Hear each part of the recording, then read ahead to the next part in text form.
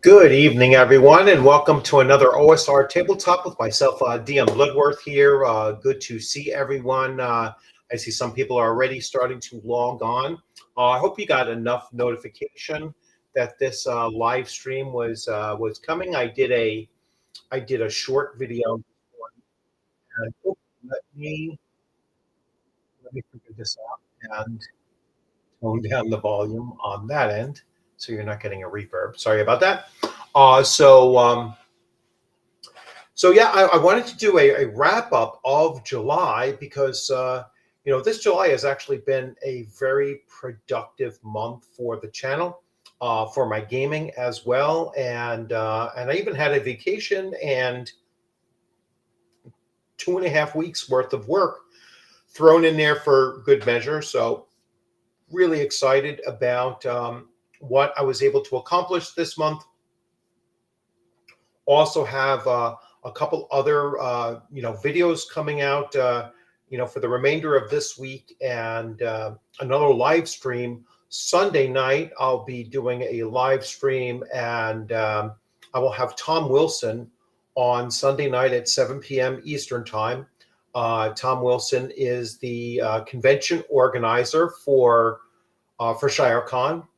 He also has a new Kickstarter either underway now or about to launch another Kickstarter. So really looking forward to hearing details about that. ShireCon is my next convention coming up, and so I'm already in preparation for the Two Castles and Crusades games sessions that I will be running at ShireCon, and then I will be looking to into playing some other games, filling up the rest of that time.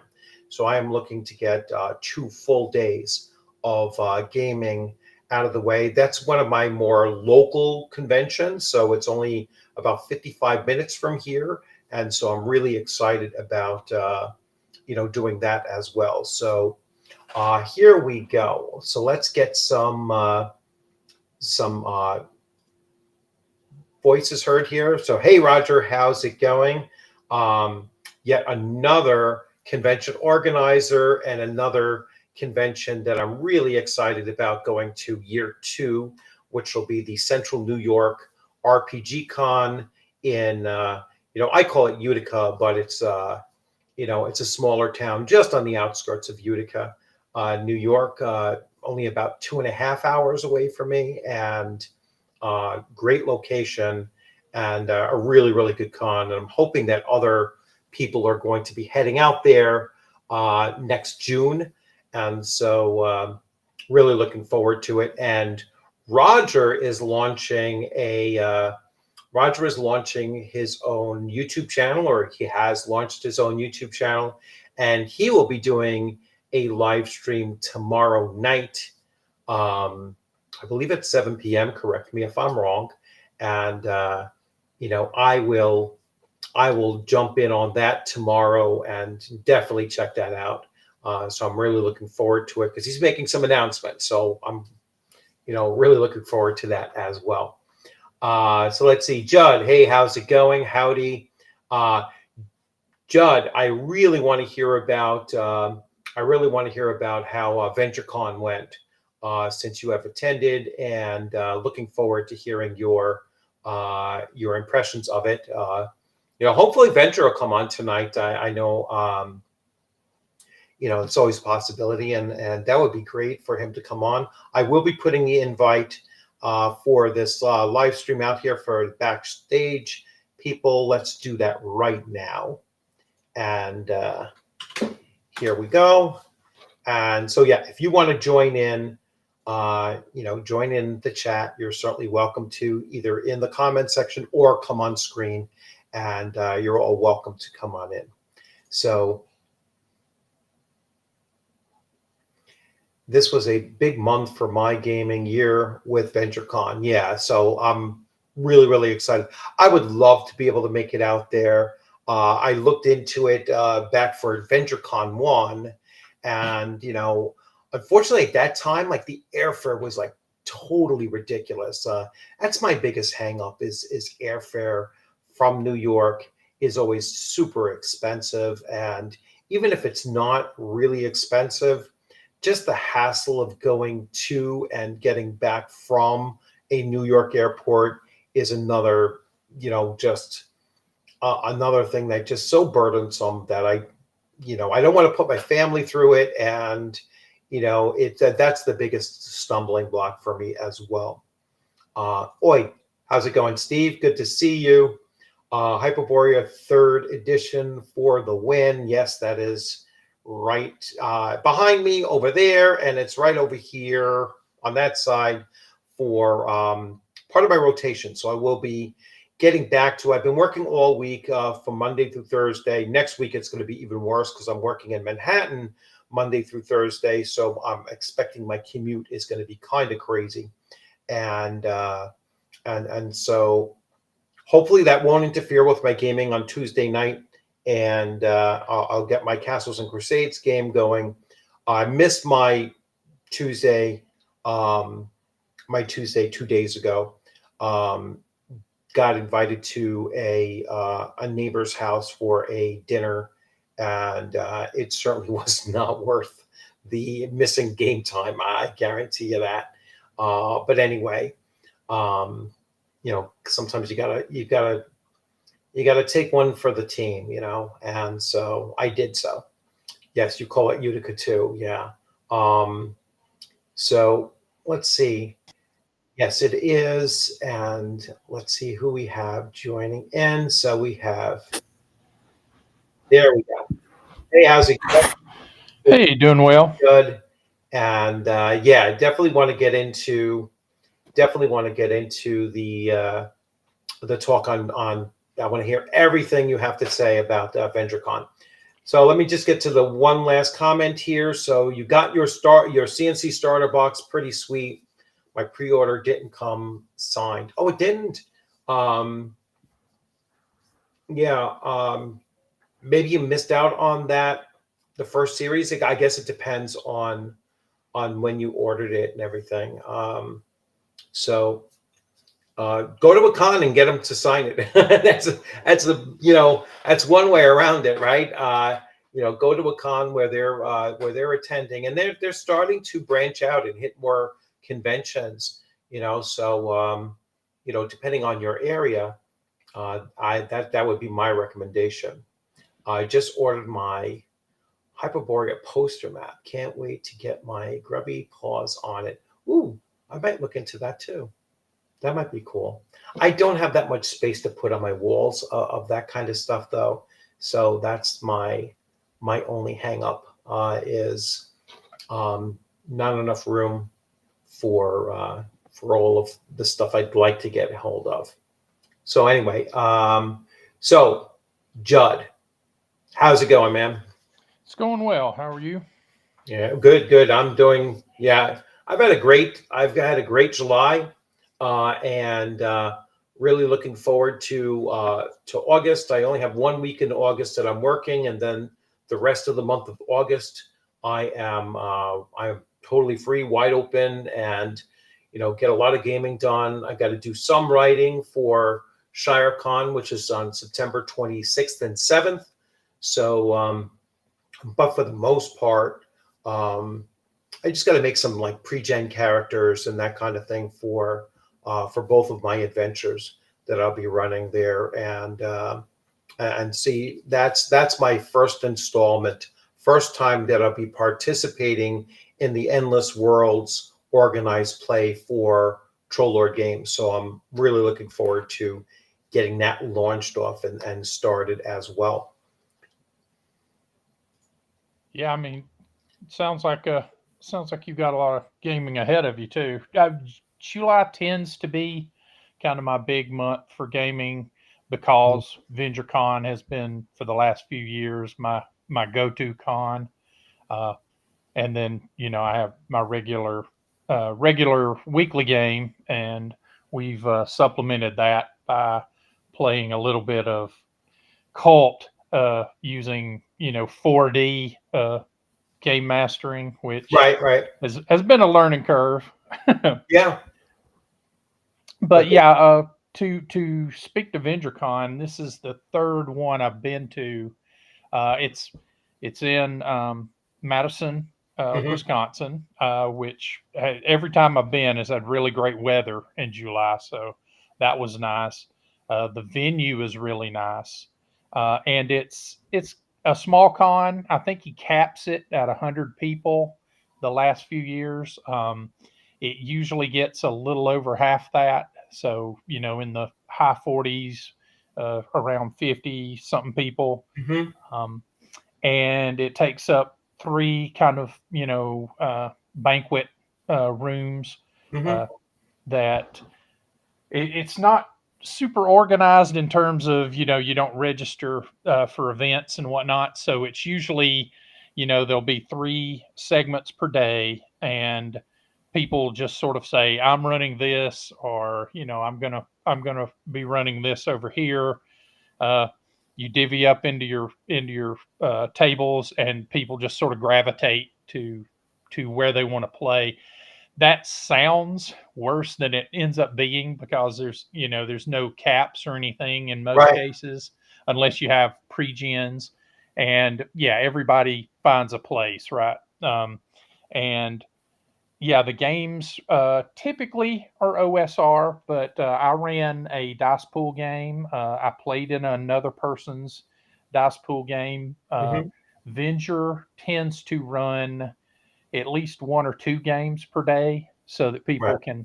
can game with him and Chalt, and he puts on a big production. He's got glow in the dark light pole things, and special lamps, and the whole Megillah. He has like these paper mache tentacles that he's made. So yeah, he puts on a big decorative show, Cool. and then runs really fun games. So and it's Chalt, so it's Right. crazy gonzo pop culture kind of stuff. Right. Um, there's been a lot of Shadow Dark run, uh, Mhm. usually one or two Lamentations of the Flame Princess games. Okay. I've run a number of Red Room games, Nice. uh, and some Call of Cthulhu, because this year Sandy Peterson was the guest line, Right. Yeah. I was going to ask and you I about that too. So. yeah, he is a really approachable guy. He just sort of ambled in, and Mhm. while we were waiting for the con to get going, he just sort of sat down in the little communal area outside the rooms and just started, telling stories and whatnot. He doesn't charge to sign things, which was amazing. So he was signing people's books left and right, Nice. and he conducted two seminars, one about creating a Call of Cthulhu scenario, where Mhm. he just goes to the group and asks for elements, and then he shows you how to stitch them together into a Call of Cthulhu scenario, Cool. and he just sort of extemporizes it. And then Mhm. the second one is how to take individual adventures, whether they're published or ones you've made, and stitch them together into a Call of Cthulhu campaign. Um, the interesting thing about him running Call of Cthulhu is he has said that he always tries to run Call of Cthulhu in the modern age, because it doesn't require you to understand the world, right? You Right. know the game setting because you live in it. And Chaosium wanted to make sure the game would be set when the stories were set, and so that's why the game ended up centering around the 20s. But Right. when he runs it, he tends to run it in the modern day, which I Yeah. thought So more was like a Delta interesting. Green kind of setting. Yeah, yeah, Yeah. and the scenario he ran, it was about a casino, right? Hmm. That was having people win more than they should. So it was a private eye group and the casino security trying to figure out what was going on. And then, of course, it was, worse than we could possibly imagine when we figured it all out. So it Cool. was Yeah. really great scenario. Yeah. Yeah. I've always said it. Like, I would love to see, and I will be aging myself, but I'd love to see like a Night Stalker RPG. If you remember the TV show back from the 70s, Night Stalker was the guy's name. He was a reporter, Kolchak, and he used to find played by Darren McGavin. Yep. And yeah, I'd highly recommend those because that really does have you could definitely see like a eldritch horror kind of connection to those, even though a lot of times the monsters were like classic monsters and things like that. So he had a vampire one, he had a ghosts or those kinds of thing. Definitely a werewolf one as well. But yeah, that was an incredible series, and to grow up as a kid watching that, and that would make a great Call of Cthulhu campaign setting, is to be set like there, and I know Call of Cthulhu, especially the older editions, they have um, you know investigative reporter kind of character class and things like that. So yeah, you could definitely go along those lines with it as well. Yeah, and the Night Stalker is a common touch point that people will make Mhm. for investigative horror. I know Ghost Stories by Presses has a Night Stalker like Yeah. archetype, and there's a game I'm blanking on the name. I think it's called something like the Dark Chronicle or something. It's a game about working for a newspaper that's kind of like a tabloid paper, Oh, cool. where you do, you know, uh, supernatural investigations. And there was Pandemonium, which I think it was Atlas Games Hmm. tabloid, and that's more kind of wild, wild and weird tabloid. Hmm. But it came out the same week as Magic the Gathering, so no one ever heard of it again, right? Yeah. Like Yeah. it was just It's poor swept timing. Yeah. away. Yeah. So so yeah, I mean I would love to get out there. I think I mapped it out. It's like a 15-hour drive, which means that's certainly a 2-day trip to get there for me. And then it's it would certainly go for the 2 or possibly 3 days that it runs both days, right? It runs 2 days on the weekend. Is there like a Friday night and It, then it, leaving it it is a Saturday, Friday, Sunday? Saturday. It's Friday, Saturday full days, and Right. then Sunday runs 2 sessions. So it, in theory, wraps up around 4. But the hotel leaves those rooms accessible all day. Yeah. So in theory, you could continue gaming, and then sometimes people will go down either to the restaurant or the bar or just the common areas and kind of hanger fly after the game for a while. Right. So, and that's sort of a tradition on Sunday nights. If Mhm. people are staying the night and leaving Right. Monday, is to just sit around and jawbone, and it's really fun because the other component other than the gaming is just sort of that fellowship. Oh yeah. It's a lot Yeah. of the same people, and it's a small enough con that you get a chance to play with everybody that you want to play with. Right. And so yeah, there's a lot of people that I've met there that are gaming buddies of mine now. So Yeah. Yeah. No, I'm a big fan of small cons. Anywhere's from 50 to 100, 150, 200, 300. Even I'm still fairly comfortable, like Rising Phoenix, which is in Massachusetts. That's in April. That's around, I believe it was like 650 last year, or the mm. year before. I didn't go last year. I went the year before. And it was about like 650 or whatever. But I that's a used to. large hotel, and so it's very, very spacious. And yeah, and they use up the whole hotel. Like they use, all of the conference rooms, and then there's like a spillover room for gaming. That's usually the breakfast buffet in the mornings, and that's a great con too. I'd love to meet Venture in person, and hopefully we can find a con that is someplace in between Madison, Wisconsin, and Pleasant Valley, New York.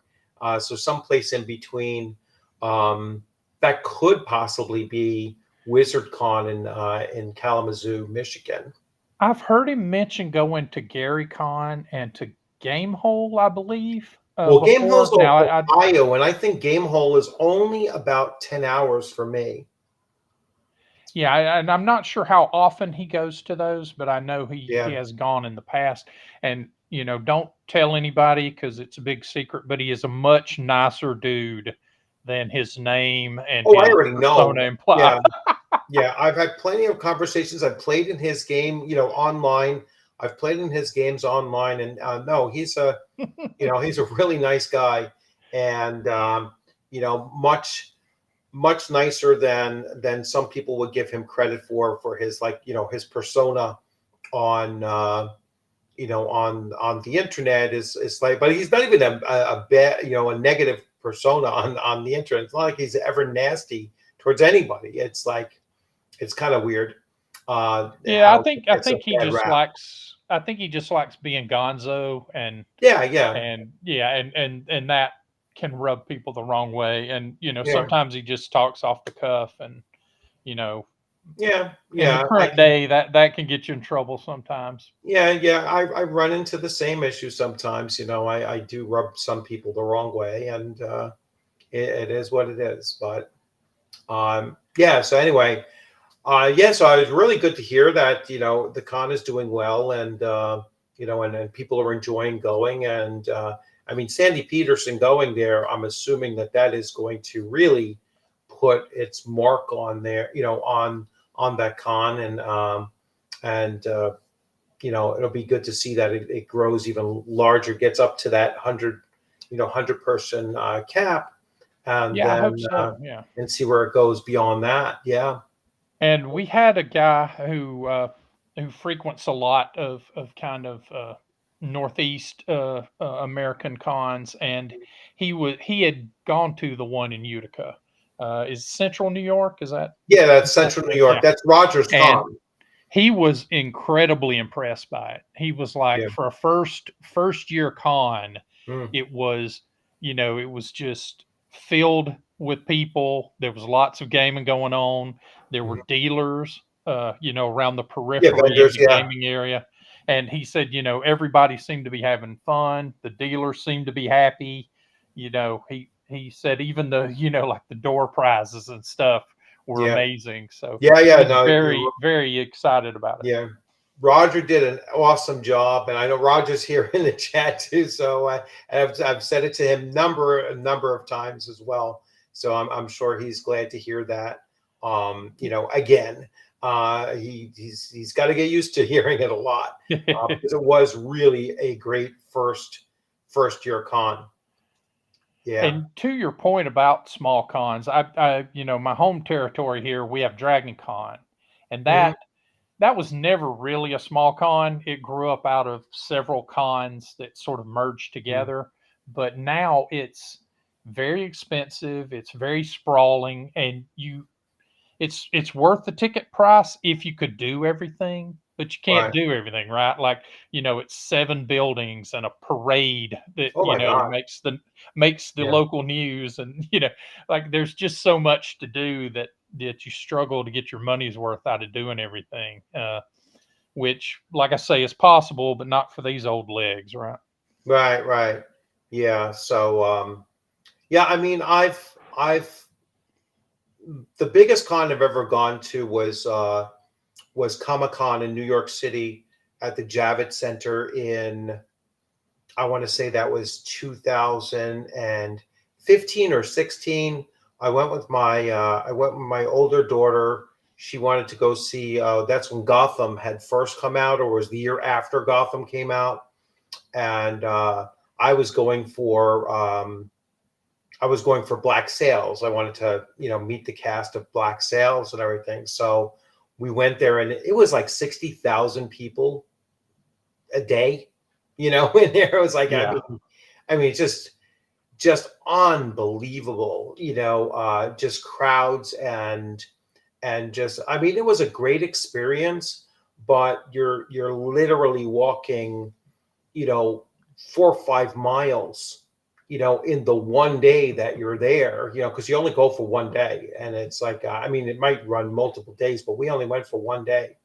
And Yeah, the literally, dealer's room is like a Zocalo scene in a movie where it's like a the, million the, people, and well, yeah, no, the dealer's room was a majority of the con was, it's the majority of it was the dealer's room, or the vending spaces. There must have been 400 booths, and then there was the art wing, and you had all of the artists, and there had to be, 100 different artists there. And then there was no play areas because it's a comic convention, yeah, but at least 400 booths it had to be. And then there was other sites on the side and whatnot, here and there. And I mean, just an incredible convention, but it just wore the crap out of you. It didn't help any that we had to walk to it and walk back to Grand Central Station, which is a good 2 mile walk. So I must have walked, my daughter and I, we must have walked between 12 and 14 miles that Whoa. day, between going and coming. That was 4 miles easily right there. And we must have walked, well over 5, 6, 7 miles. That's longer than a charity walk-a-thon, isn't it? Like, Yeah.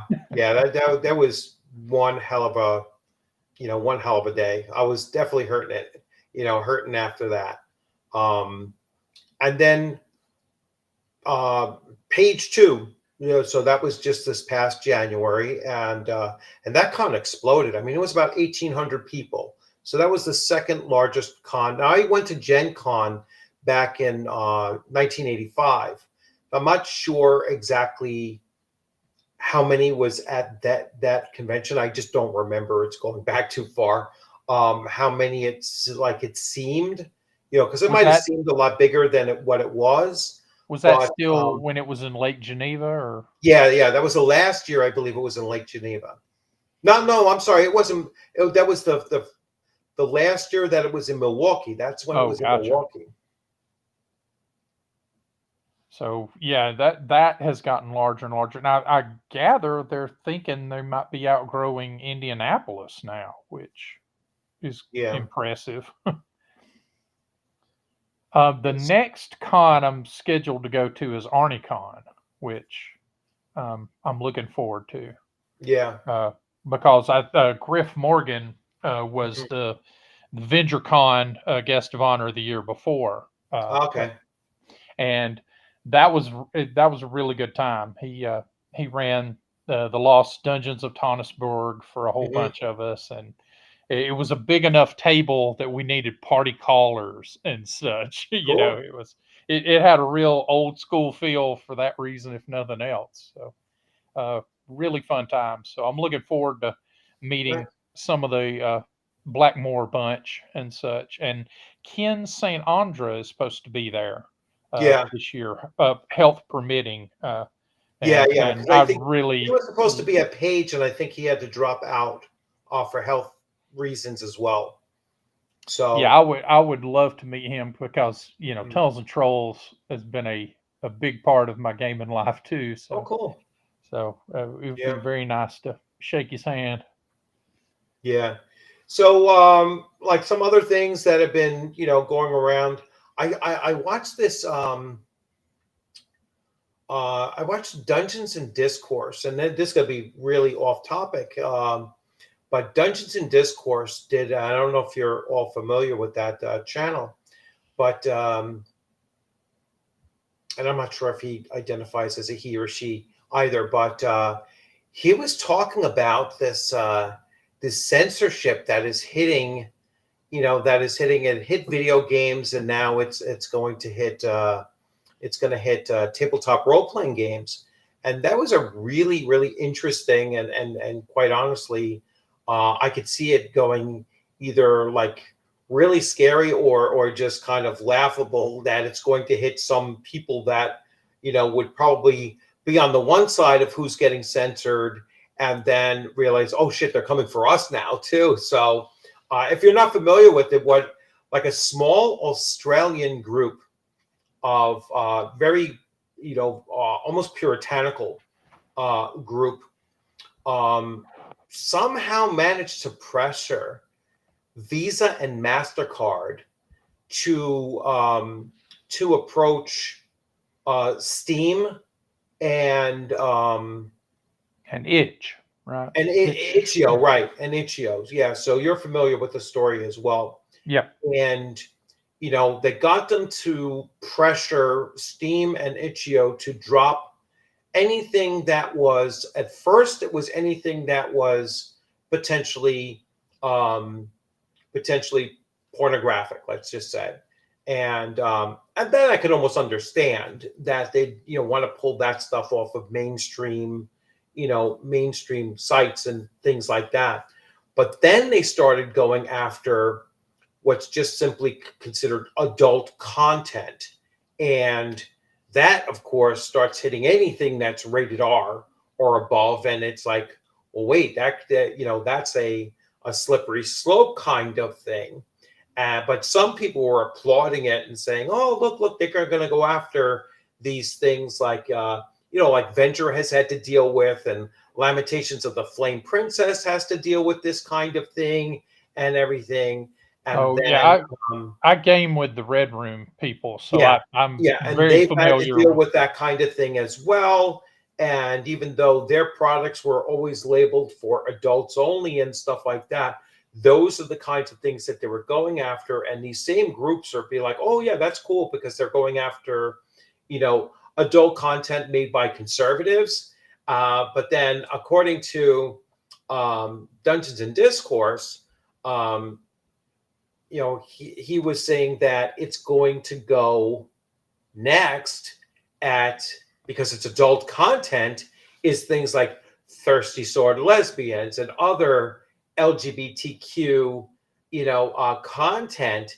And I'm sitting there, getting ready to eat the popcorn and say, well, let me see where they go now with this, because now the other side is going to be like, oh, wait a second, we didn't think that it was going to go there. And of course it's going to go there, because and it already has. In Yeah. Itch's case, there were a lot of items that were flagged as LGBTQ that got taken up in this, and even some weird edge cases, like there was a game about overeating or something. It was a video game, but and so that's the problem is that who watches the Watchmen, right? Like who once you polices start down this? that slippery slope, it's like they will start targeting, well, now that we've gotten rid of this one and everybody was cheering us on, now we're going to start looking at the next one, and now you might start getting concerned, and now we're going to start looking at you. And and that's that kind of thing where it's like, once you cross over and you start looking at adult content, well, a lot of things can be considered adult content, and right. They can easily go, and start looking at, well, if it's any kind of violence that goes beyond PG-13, you start crossing over into what's considered adult content, and that's or violence, right? Like like, well, they no more consider, swords. a lot of violence, or just a realistic violence is oftentimes labeled with a rated R, like right. Saving Private Ryan is a rated R because of the graphic violence of it. Even though nothing else about that movie makes it rated R, it's just the graphicness of it. And that was the same thing with like Braveheart and those kinds of things. Maybe they changed them later on to like NC-17 or something like that, but they were never PG-13 and never would be PG-13. And I used to make that argument as a retired teacher, a retired history teacher, and I used to show portions of some of those movies to my eighth graders, because I wanted them to get like a good sense of what like the combat was like in World War II or in other types of things, and yeah, you had to get them to sign off on waivers and all kinds of crap. But it was like, this really shouldn't be a rated R movie, because of the context of what it was making it rated R. I thought was not, like I used to show Glory was a great movie for the eighth graders as well. And see, that's all maintained. The movies have a rating. They have a rating group that does that, right? With their right.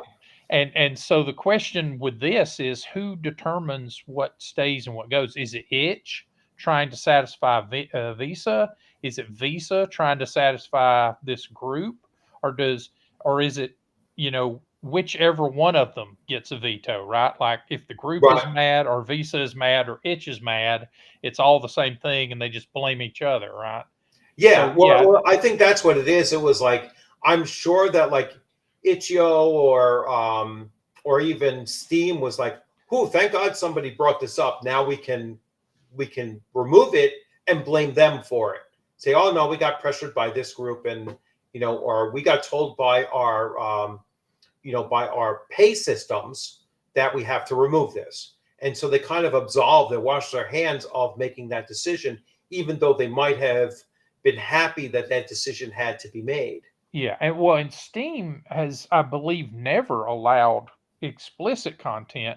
You usually, if people have games like that, you have to patch them, basically Yeah. because they just didn't want to have to deal with that situation. So I'm curious, just how much it impacted Steam given that, but Yeah. the itch situation sounded like it was terrifying enough to them that they way overcorrected. Oh yeah. And Yeah. and that just signals to the group that, hey, we got traction and we need to Mhm. keep doing this because it's Yeah. working, right? Well, yeah, because But I mean that's the debanking, as Death Angel's Shadow says. yeah, That's exactly what it is. It's debanking, and I've done it in other industries and other in other ways too. I mean, they tried to do that um, in New York. They tried doing that with gun ownership and everything. So they tried to make it where you can't use, and they might have even been able to get away with it. You can't use credit cards to make purchases of either firearms or ammunition and everything in the state of New York. And they lost that lawsuit. But it became an issue where, I think at the time, I mean, if I recall correctly, I mean, certainly the courts ruled against them. The federal courts ruled against them in that, and they said, no, you can't do that. You can't infringe upon that right using debanking, in particular to yeah. do so. And that's a precipice, because you don't want people providing financial services to be showing favor to Exactly. certain commercial enterprises. It gets into a situation where you can basically unperson a business, right? Like no one Yeah. will deal with you because you can't take credit cards, right? Yeah, it violates also like FCC regulations. It really Exactly. crosses over into so many aspects. It crosses over into not just violations of the Second Amendment or the First Amendment, or it violates commerce and anything related to commerce, and then it violates FCC regulations because they're using wire transfers and blocking wire transfers and whatnot. It really crosses almost every level of government regulation, and that's where it came, really crossed those lines. Yeah, Yeah, and I let me don't know see. how So, much it's a concern, but I mean, it yeah. even impinges on international trade, right? I mean, because in theory, Hmm. Canada, UK, Australia could be purchasing from these sites, and maybe they use different processors, but yeah, it's a tangled web, and I don't know that if I'm Visa, I want to get into that, but Right. obviously they don't Mm. want the bad publicity of turning these people away, right? And so maybe it's incumbent upon us as purchasers to just say, look, it's going to be okay for you to take a stand. It's not going to chase us off. You're not going to lose business for Mm. taking this stand because, and then we have to be principled, right? We have to say Mm. freedom of speech, no matter what, Mm. I'm okay with it as long as it's properly cordoned off so that minors can't access it, things like that. Reasonable uh, security is probably not the word, but control of the product is sufficient, right? And then otherwise, let people make their decisions. Visa is not the person pulling that trigger. It shouldn't necessarily. I mean, certainly they can decide whether to stock something or not, but Right. you know, I think but even that I question because drive through is almost a de facto monopoly, right? And if they take you off of their listing, it's very hard to get Yeah. traction. Well, even And yeah, I mean, the true monopolies are Visa and Mastercard. I right, mean, yeah, true, where else yeah, you going? It's like, there's no other way. And I think the only way that the federal government, could actually do anything with that is, and that would probably scare the shit out of them, is saying we're going to break you up. yeah, You know what yeah. I'm saying? And say, well, A UCC violation of some sort yeah, landing on them would, and yeah, I'm guessing their legal department kind of took a initial scrub of that before they were like, yeah, we'll pass this along.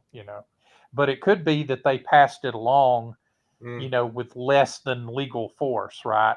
And it right, was just taken by itch.io as like, oh no, like this is a threat, when in fact it was just hey, mm, here's a suggestion sort of thing. So, and I'm sure everyone's going to scramble to not be it, right? When the time comes to decide who was at the back of this, right? I mean, yeah, I'm guessing the advocacy group would be happy to claim it. right. Agile, I'm sure that you could probably reach out and get one sent to you anyway. Um, I think they got overwhelmed with the number of sets that they had to send out. I think Steven said it was something like 500 sets. Um, maybe 500 deluxe sets had to be signed off on and sent, and yeah, it was a lot. Um, but you probably know better than I did. But I think it was either 500 starter sets, or there was I forget what the limit on the number of deluxe sets was, like how many were available. Maybe that was only 100, and then total there was like 500 total from that pre-order. And what game is this? There, I have not been Castles and keeping up with Crusades, anything. the Ah, deluxe starter set, or the set for beginners and everything. So the deluxe came with like a set of dice and a poster, and and then at least like 3 booklets and character sheets and everything, and basically everything that you kind of need I'm glad in that order we're. to I'm glad that introduce we've new players come to it. full circle, so to speak, and we're Yeah, we're re-entering the age of the box set because yeah. some of them are very impressive. The Blade Runner box Oh, set that's an awesome looks set. really amazing. Yeah, my biggest problem with Blade Runner is that they only give you uh, four pre-gen characters that you're supposed to use for the future box sets that come out as well. It's like, no, you're adding new classes. You should give more more of the future ones. Also, that's a I mean, pretty deadly system. of the classes, but they don't do that. It's why I didn't get the next one, the second starter set, not starter set. I'm sorry, the second case file. So you're supposed to use the same pre-gens with it as well, huh? Yes, yeah. And, So I got like the Angels of Fire, Fire Angels, and they're like, yeah, you're supposed to use the same ones. I was like, what if they got killed? It's exactly, yeah. That yeah. system does have a punch factor to it that'll and I take was you like, down. what if they got killed? And number two, I mean, They their just Kickstarter replicate them, wasn't a right? small Kickstarter. It's like, put it as a freaking stretch goal. I mean, just it was just like, it was really disappointing. I was like, you're adding 2 new classes. You should be adding 2 new pre-gen characters. Yeah, and at least mix it up a little bit so that you Yeah. have variety. I mean, you'll still maybe pick 4 types of characters for your investigation, Right. but variety is the spice of life, so to speak. Yeah. Well, no, that game system is definitely, if you're familiar, like if you've run it before, it's designed for 4-player characters. Yeah. It's not designed for fewer and not designed for more.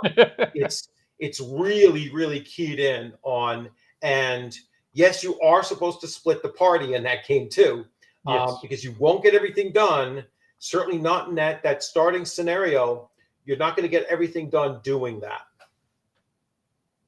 Yeah, I've not run it yet. I've read it, but looking forward to running it. I'm also really want to see Dune run because I'm having trouble fully grokking the 2D20 system, and I would like to see it, as a player before I try my hand at GMing it. Yes, I got it on the inside of the box. I'll show you. So yeah, that's where they signed it, on the inside of the box.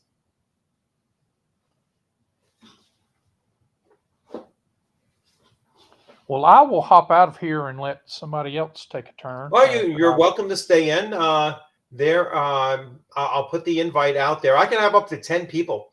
All right. Okay. Oh, wait, I don't want to do that. I want to cancel that. So let me put the invite in. So anyone is welcome to join in. Yeah, they signed the inside of the standard box set they sent me.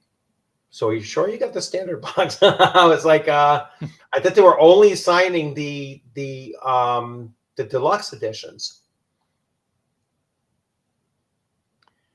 Now, do you have the Adventure Conquer King box set? Yes. Well, I didn't get the box itself, but yes, I got I got that Kickstarter.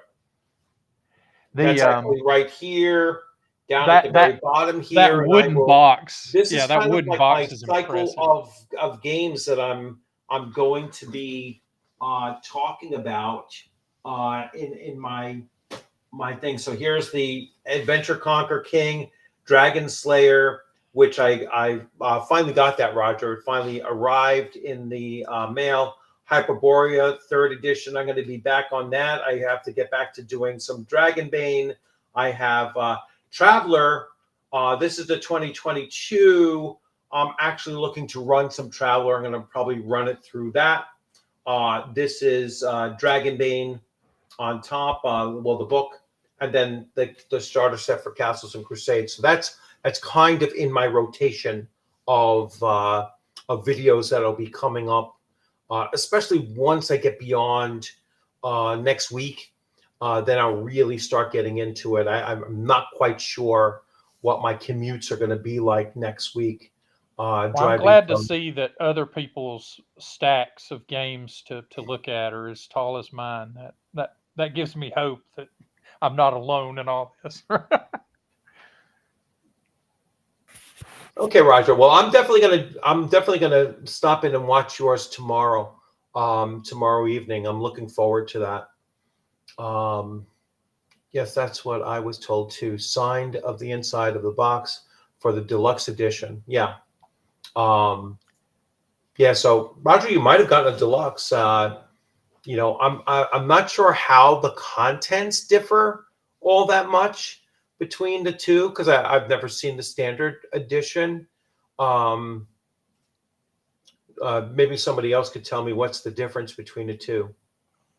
It could be too that you have to take it out in the moonlight to see the Elven script, right? Like No, I don't think could so. I be don't think it's like deluxe, that. super deluxe system, right? Yeah. So let's see what else has been going on lately on the channel and just in general. Oh, is that on a yeah, that is somebody else. Let's see. Death Angels is asking where I'm Hey from. Jeremy, how's it from going? Atlanta. Hey. Oh, so perfect you're- person to ask. Welcome to the channel. We haven't had the chance to actually talk on. But yeah, so Jeremy, fill us in. How do we tell the difference between the two box sets? Well, I didn't assemble them, Right. but as best as I can tell, the only substantive difference is the signature, and they threw in like an extra little tchotchke, whatever they had around the shop. Oh, the coin. It was a coin. Some people I think got I heard somebody got like a miniature or like a token or something. Oh, really? Yeah, it's Oh. just Or a AA battery. yeah, Just whatever. I don't want to sound cynical about it, but part of it is like we accumulate all this stuff. Yeah. in- Did in somebody get a production. Dr. Pepper? Yeah. Yeah. So yeah, there is a coin. There is a coin in it, and there is the poster. I don't know if the poster is in the standard edition as well. That I'm I mean, not sure about. Yeah, this is an incredible piece of art. Ooh. You I know, mean, yeah. absolutely love it. The cover. Who did this cover? Actually, you would know. His name is in the on the credits. I don't remember. Okay. What we did was I and a couple other guys spent probably 2 days on ArtStation just looking through piles and piles and piles of pieces, trying to find something that fit Mhm. the vibe and was like appropriate for the target audience, which it skews younger, Mhm. based on the material. All right. And we don't want like super heroics because that's not quite the game. Right. And I found this guy. I really wish I remembered his name. But it was just perfect. It was so great. There was a different piece that I wanted because I really wanted a dragon on the cover, but Right. the trouble was that all of his pieces with dragons were like a dragon and one guy, and it was really Yeah. important that we have the group there. Right. So those are the ones we went with. No, that's a great image. It really is. Have you ever found a piece of art and you're like, we just need to do something to justify having this piece of art, right? Well, I mean, the cover for Into the Dark, I had to put that in the scenario because I was like, I want that to be the cover so bad. And so There you go. Yeah. I threw out an existing room and I put that in. That scene with the rat idol and all the rest of it, because it's so like the color is great, the mood is great. And so I put in the shrine There of you the go, rat everybody. god as one of the rooms. That's awesome. Yeah. Yeah. So I'm actually running this at ShireCon. So Oh, I'm really? yes, I'm running two CNC sessions. One is my own adventure that I call the Tinker's Toolkit. Okay. And then Into the Dark will be my Saturday game. So that's a Friday, Saturday. So those are my two submissions. First two submissions for Endless Worlds as well. So really excited about getting into that. I know Chuck and I have been back and forth trying to get something squared away and everything. So Chuck just reached out to me and sent me the full version or the updated version of the Monstrous Armory, because I still had the preview cover on mine. I was like, I got the PDF and I had the preview cover, and then he sent me another copy of the Monsters and Treasures, which I'm still not sure if that's still the updated version of it, but I should be getting the books once the Adventures Backpack Kickstarter gets fulfilled. Okay, the artist was Justin Gerard. Thank you, Agile Monk. I couldn't remember. Oh, Justin Gerard. Yeah, Yeah. and it's So that cover is really interesting because Yeah. it seems to be very polarizing in a way I didn't expect. People either love it or they're like, it's too cartoony. And I was like, yeah. I like it. And yours was Anato Finstark on Into the Dark, right? It's the front cover. Anato Finstark. No, Justin Gerard. Oh, that's on the box. That's the poster, right? That's the poster Oh, and the okay. box. I think it's all the same artist. No, well, this one doesn't say that. This one says front cover. All right, Anato Finstark. Interior art: Jason Walton, Peter Bradley. Oh, Zoe that's just DeVolf, simply wrong. Nathan Okay. Dewart. I'm okay. I'm not happy with that. That's wrong. Oh yeah, that's right in the book. Oh, Yeah. but that's the module, right? Yeah, that's the module. Yeah. Yeah, I mean, Justin drew. That's Justin's piece. Oh, So I don't know how that. I mean, Anato Finstark is a guy that we work with, but I don't think he drew that. Yeah, it mentions Justin on this one Okay. as the front cover art, and on the directing the game front cover art is Justin again. Okay, that's correct. Yeah, so it's just Into the Dark is a different That's artist. odd. It's not a different artist, but it says it is for some reason. Yeah, it says a different artist for front That's an cover. issue. Okay, I'll have to get that fixed. Okay, I'm gonna make a note of that actually. Yeah. That can't stand. Okay. well, while you're here, let me Yeah. pitch an idea. Sure. For April 1st, you could do an adventure path sort of thing where it's just all bards, and you call it the CNC Music Factory. That's pretty good. That might get you a copyright. Well, you might get the group to go in, right? Like, we play it fast. what are they doing nowadays? Yeah, you know. Yeah, I don't know. I don't know if they're still all around. To be honest with you. Yeah. I think they had some lip syncing issues that might have crossed their path. Oh no. Yeah, I know they. I just recently saw a thing with Milli Vanilli looking like staring at a thing and is saying their question because somebody else had a lip sync or lip syncing is okay now, you know. So it's like, oh yeah, that was a big. We all like to pretend that they never did it, even though. Yeah. So like, come on, of course they are. showed them both looking at it and saying, "We have questions" or something like that. Yeah. It's like that Mulder poster. We want to believe, right? Right. We want to believe that they can perfectly replicate the studio recording every time. So I'm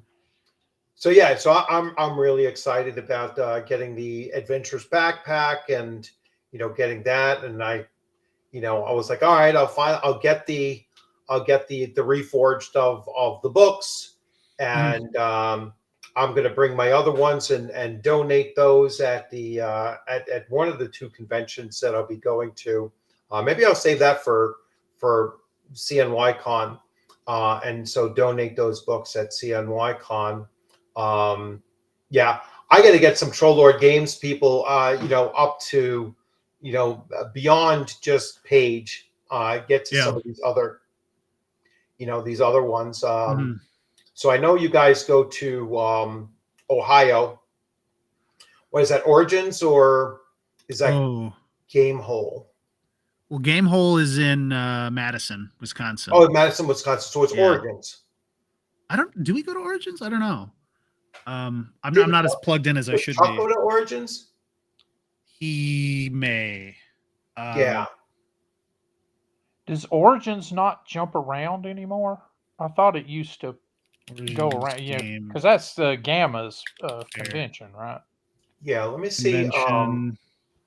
Columbus, Ohio is Origins. Yeah. I'm not sure. Surely we do. Yeah. I know that we do a bunch. We do a ton in Wisconsin, even obviously, and then a little bit East Coast, and then a lot, kind of around the state of Arkansas, both in and around it, because that's conveniently located. Cool. Yeah. Yeah. I wanted to get to a TrollCon one year. Once you have the factory fully built and I can go there in person and see the brick, then maybe that'll be my excuse, Yeah. Well, there was chatter of having some sort of event for the opening. Well, Steve said that they might actually be, do some gaming, somewhere there. I was like, oh, you got to build an inn, Right. You got to build a tavern on there. Well, yeah, BB is a small town, and so like most people, I think, would be staying in Arkansas or in Little Rock and then commuting, right, for the event. But it's all a matter of scope, and we trolls, we like to when we're imagining things, it's infinite, and then we gotta the rubber meets the road, and it you shave it down until it's something that'll work. Right. Your eyes are bigger than your hands, right? That's right. That's right. Yeah, TrollCon. Yeah, but I definitely want to get out to one of those someday. I'm more likely to get out to Arkansas than I am to Texas, to go to North Texas. Mm-hmm. Even though that would be a nice bucket list thing to do. But most of the guys that go to North Texas, they come to the northeastern ones anyway. So that's true. That's true. Most of those people are I run into at the cons that I go to that are local for me.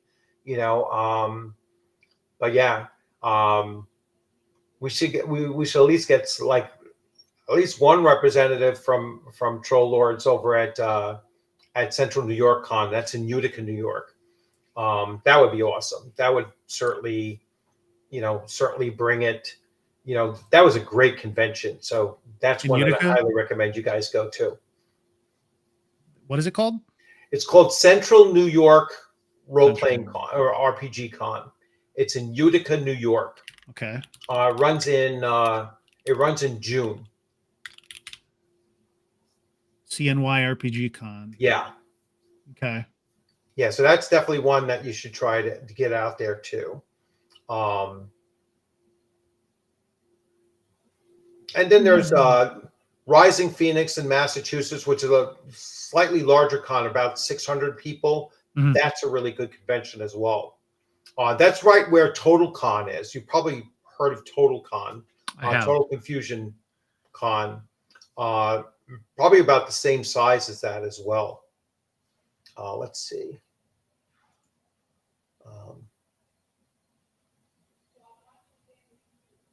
Yeah, Agile, I'm here. So let's see. Death Angel Shadow, if you found some things that are wrong, you can please tell me.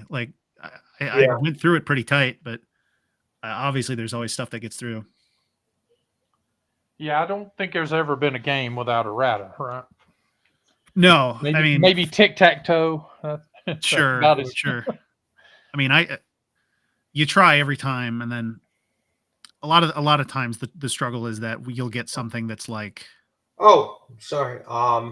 Let me get Agile Monk in here. Oh, hey, sorry, Agile. I was like, I sometimes the thing gives me a ping when someone's trying to come in, and then other times it doesn't. But welcome, Agile. This is the first time I'm seeing your face, actually. Yeah. So yeah, I don't show it. Yes. That's right. The U.S. Army hat is on backwards, just so you know. That's okay. Well, yeah, thanks to the camera, right? Do what you can. Mm-hmm. Yeah, I just want to jump on because Jeremy's here. I just want to say, hey, Jeremy, two things. Three things. You've been just doing an amazing job over there with all the work you've taken on, and thank you. Pulling that starter set off was great. Two, we need to create a rally around getting you like a raise or something out of the. Because they're clearly getting way too much work for what they're probably not paying you. Well, Steve pays me what he can. I know. No, I know yeah. he does. I mean, they're doing everything they can. But I just want to personally give you my appreciation and tell you, you've just been really rocking it. Bringing, getting the Patreon back was good because I sat out there forever on it and it was like nothing happening. Yeah. You've turned that around now, and that's been great. And Oh shoot, so, I owe a Tuesday post. yeah, so I'm just real pleased there. And I'm not quite myself. I just got out of the hospital yesterday. I was so I'm recovering, but I just wanted to say, thanks. And then thirdly, we got to do donations to get some professional editors over there for you guys so that, you can get more editing on your material. That's probably the biggest challenge I see is such great material, but often it getting pushed through. I don't know, you have enough strong independent editors. So I'll tell you something. Everybody here, including everybody in the chat, this doesn't leave here. I mean, the editors are me and Finn. We do I know. the brunt of it. The challenge is a lot of the time we are receiving first drafts. Yeah. Davis is not a structure guy. Steven is not a detail guy. And so No. we'll get first run manuscripts. And a lot of the work that I wind up doing is making sure it runs, because sometimes it gets a little ropey, and then B, like really broad structural stuff. And could I do a third pass? Yes. Could Finn do a third pass? Yes. But the trouble is it's just our eyeballs, and it's what is the production triangle, right? Fast, good, and cheap. Pick two. Yep. Pick two. Yeah. And so QTB, it's just right. Quality, time, and budget triangle. And I've tried really hard to get it better than it was. I think for the most part it is. I mean, I think the one that I had the most time, the two that I had the most time to edit were Monsters and Treasure and the starter set. And I think those are probably the tightest manuscripts in terms of like shirking like grievous errors. But it's just one of those things. Yeah, no, I think it's a lot that gets thrown on you and Finn. Like I said, you got, and that's why I said I wasn't being critical of you. I'm just saying, I think they need to give you guys more support there, Yeah. Well, plus the other thing is Trollord Games has so many irons in the fire at one time. Oh, yeah. I mean, you guys have, absolutely gotten like so many things going at the same time. Yes. And I know the thing with like the Gary Gygax estate releasing permissions to do so much, and that, that obviously is going to jump forward to try to get some of that rolling, because but change the landscape, Rich. That's what's great. They're changing the hobby landscape. I mean, what everything they're doing, I have nothing but high praise, love, and affection and support. I mean, and I've donated a lot to the company and to what they're doing, because it takes a lot to fuel what they're doing. And for as small as they are, but look at what impact they're having now. They're turning around both the new gaming world and the old gaming world and treating them both equally well. The proper respect and care, and none of the garbage and the BS that these other people do. And honestly, it's a positive thing. And so to me, it's just absolute kudos. So, I mean, I mean, truth be told, I have, according to my wife, 4 too many shelves of Trollord games. but that's just according to her. Yeah. So, well, I'm still waiting for probably about 10 more books. You and me, yeah. At least 10 more books, because we have the Worlds of Gygax. That was right. I That's think like 9 I books ordered like or 8 6 books. of the 7. Yeah. If there was 7, and then I'm still waiting on now the Reforged, both the new Adventures backpack and then the 3 core books coming in on Reforged. I'm still waiting for I keep this in a plastic bag. Whatever that's called. Yeah, I'm waiting on this. This is the original, very first original version. Yeah. of that, and I keep it in a plastic bag to keep it protected. Yeah, so Infernum's ready to I'm print. waiting on at least 10 to 12 more books. Yeah, Infernum's ready to print. Exaltum, I Yeah. just finished a pass on it today. But the corrections I made kind of borked the layout. So that has to get fixed, but then that'll be ready to go. Cool. And then I think Canton Crew, it was supposed to go out like this week, but we found some I think Gary was still, when he was writing it, he still really had like 1 foot in Legendary Adventures. Mhm. Yes. Because there's a ton of Legendary Adventures references in it that if you don't know what that is just nonsense. Yeah. And so Exactly. It's so funny you say that because that's exactly correct. I have multiple copies of his Legendary Adventures signed and numbered. Oh man, yeah. I had was it Dangerous Journeys? Yeah. And, Yep, I have Yeah. Dangerous Journey. Yep, yep. the brown one, and then there was a gray one. Mhm. They were both soft cover, right? I wish I still had that stuff. But for the pocket edition of the English to Cant to English booklet that we did, I fixed all of that.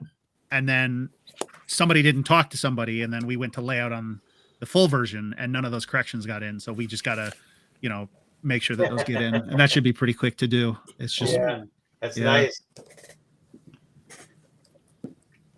That's I the one think my autograph only- I had the opportunity to get, and I regret not having done so. And I don't know what possessed me not to get Gary's signature, on anything at the moment, mhm. but that was at Gen Con 18, and but I got everybody associated, even remotely associated with Dragonlance to sign that novel. But Gary's, when I got home, I was like, holy cow. I met Gary. Gary gave me, introduced me to, Tracy and Laura Hickman, made sure that they gave me a VIB pad, and the one damn signature I didn't get was Gary's. Oh, geez. Yeah. Yeah, I have Hickman. Yeah, that it's funny. I played once I'm 61, but I started in 74. But I played once in my youth with Gary, and it was an experience. I played once with both him and Arneson, separate places, separate games. Oh, wow. And I got to experience their unique styles, and I'll never forget because they were very unique. Yeah. Yeah. Well, I used to hear Arneson all the time when I lived in Orlando. There was a AM radio show, like a sci-fi show based out of the Orlando area, and I think he lived in the area still at the time, and he was would regularly be on the show with them. Wow, So, that's cool. yeah, this was a long time ago, but Right. obviously, but he's been Dave. When did Dave pass It was away? a couple of years after Gary. Yeah. So it'd probably been like 2010 or Yeah, probably Yeah, around because 2010, 2008, 2010, I think. Yeah. I Yeah. want to say this was 2010. probably around 2004. Yeah. okay. Yeah. So Well, fortunately, I've played in Frank Metzner's game, I've played in Alan Hammock's game, and I've played in Jeb Cook's game. So I have at least 3 of those, checked off, and each of them in the games that they're most well known for. So, Zeb Cook was Oriental Adventures, Alan So you got your Hammock bingo. You got was your bingo card. Ghost stamped. Tower of Inverness. Yeah, it's like it's checking off the boxes. man. And Frank ran his tower game where 16 players and only 5 of us survived. It's like and a really, really interesting, and I couldn't quite grasp, but he ran the entire game. He was only running rolling 2d6, and I think like after watching like The Secrets of Blackmore, I think that was a throwback to whatever system that Dave Arneson was using at the time too, because all they were doing at there, and Dave Wesley, it looked like that whole thing was just using 2d6. I mean, yeah, you couldn't get a D20 in your Yahtzee box. Yeah. Well, I got exactly. so I'm not sure exactly what system they were using, and it's very, very off the cuff too, and very much, you were you either survived or you died. One or the other for every decision you made. It was like, Yes. Look Yeah, I at the gather that it was very similar to kind of like the Ooh. traveler mechanic, where you're It's trying to hit a possible, 7 yeah. Yeah, plus. I think sort so of. too. Yeah. Rich will appreciate this one, Chenault and Golden.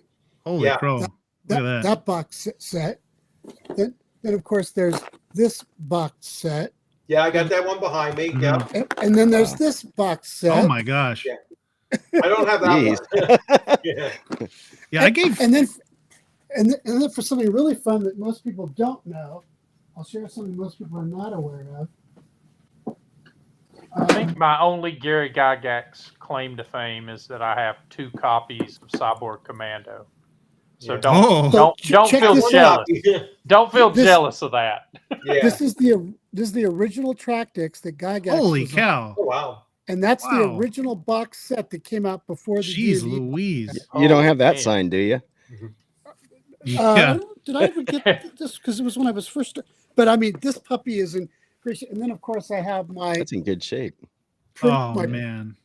with all That's the in better premium shape books than in- mine. Yeah, my box is trash, but God, at I least would- I have a Jeez. complete Well, I set. had of it. one that's in bad shape, and this is kind of my good one. So You, Mhm. you, Yeah. you weren't the one that got the wood box set with the bee in it, were you? Agile. Oh, Did you hear? yeah, have you I've heard that about story? that. Yeah, I yeah, got they I got filled No. it up. I Yeah, got to no. interview Heidi and Eric, and she was telling the story about the bee that was in the box. Yeah, it wasn't one. Because they were Chaosium had a similar one. They accidentally Blackwall. sealed up a How's it spider. going? Sorry, it took in me a while to copy get of to you. something. well. I mean, Heidi and her siblings, they were helping pack these in the early days, Mm. and so yeah, It's one not of much them- different from what we're doing now. Yeah, I got the cream box at a charity auction at, I want to say Dragon Con actually, and I think, oh great, I've got it, and then I open it up and there's a copy of Chainmail in it too. And I'm like, Oh, Oh, wow. boy. I'm like, oh, that's gold. Yeah. Wow. That's a lucky call. that's awesome. Yeah, most people don't know the Tractics game, but I started it into miniatures. So Mm. that was their World War II game. They did the same thing. It was a 3-book concept with a bunch of other stuff in it, and they put that out. Matter of fact, well, this is the funny story most people don't know. That brown box that you saw, they had a bunch of those left over, which is what they used to do the first version of the brown box Mhm. for basically the D&D, and then Yeah. they moved over to the white box. Those wood grain pantyhose boxes. Yep. Yeah. Exactly, that's right. Yep. I think we made some kind of effort at some point to figure out like how to reproduce those boxes or something.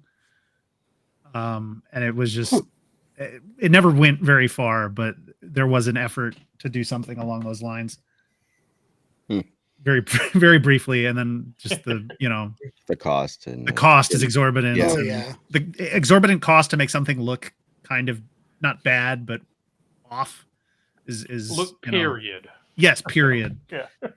Yes. And Steven's always very adamant. He's like, we're not doing no retro stuff. We're not doing any of this throwback stuff. Which, I get it. I get it. No red boxes, huh? Oh, I want, well, so No You Judges wanted- Guild Ziploc Yeah. bag. Oh, that'd be awesome. Well, apparently I haven't seen it, but Steven probably 3 or 4 years ago had Peter do a tribute to the red dragon with the warrior Mhm. from I'm holding my hands out like you can see me from the red box, and I don't know if that ever got finished. I don't think he was very satisfied with the result. This is the original full box of RuneQuest Well, that Ooh. rules. from the very, very first one from Perrin.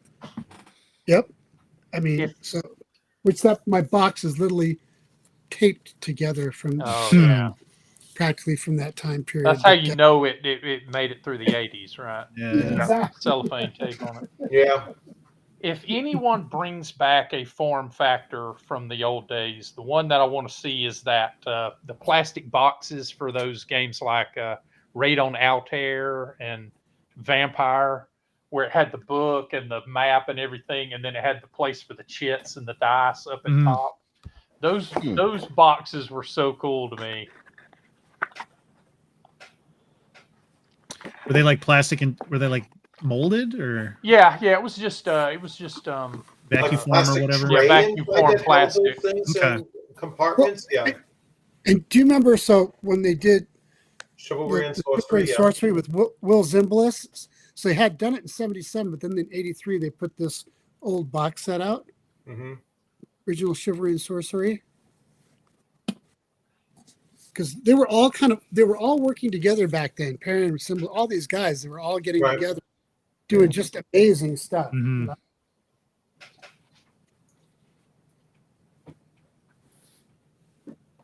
Man, his collection. I know. Yeah. Mine, I basically had to rebuild mine from scratch. About the only thing I did had too. was- Yeah, exactly the same thing. It was like around. Well, I got married in 2000, and so we moved into a small apartment in 2000, and so I was bringing all of my stuff from my home over to there, and it was like, all right, we're going to do a yard sale and get rid of all of this stuff. So I got rid of virtually everything. Oh, Virtually everything. Yep. Like all of my D&D stuff, all of my, any role playing stuff that I had, and then some of those like some of those collector edition like art books for Lord of the Rings and everything from them, Yeah. like the big Yep. almanacs and Like things the like Hildebrandt that. stuff. Yeah, so get rid of everything, and I really didn't get back into tabletop role playing until 2015. I did all of the I did a lot with computer RPGs and a lot with Yeah. MMOs, and I was doing a lot of alpha testing and beta testing and different Did you get the beta test Neverwinter? I Neverwinter Nights. might have. I was a beta tester on Neverwinter. Yeah, I was That's like the that's what biggest got me ones that I back did in. alpha testing with, and I was on. So the biggest game that I did alpha testing on was Pirates of the Burning Sea, which was Okay. supposed to be Sea Dogs 2, which would then became Pirates of the Caribbean. right. Yeah. So, but Pirates of the Burning Sea, which was put out first by Flying Labs, and then it became Akela. Akela is a Russian company and everything. So I was with that, and my claim to fame was I think it was the third person including the devs. So it was like, so I was playing Pirates of the Burning Sea before there was the sea. We just had Oh, a that's sea funny. running You just across on the a boat. grid. You You know just what on a I'm boat with saying? the And it grid. was like, Well, that old D&D, along with my chainmail and this proves. oh yes. I They say that you need that for chainmail. did do it the old-fashioned way when I first Yeah. started. You know, Yeah, you Hasbro need owns that the rights to chainmail. that now. They could just re-release it. Oh, but they're knuckleheads. They'll They're never not. They're really- never going to do it. They will never Oh. release anything that is an older IP. They're afraid to. They're Well, literally afraid to do it. They've become in not just WotC but Hasbro and as a whole is basically becoming just nothing but an IP holder.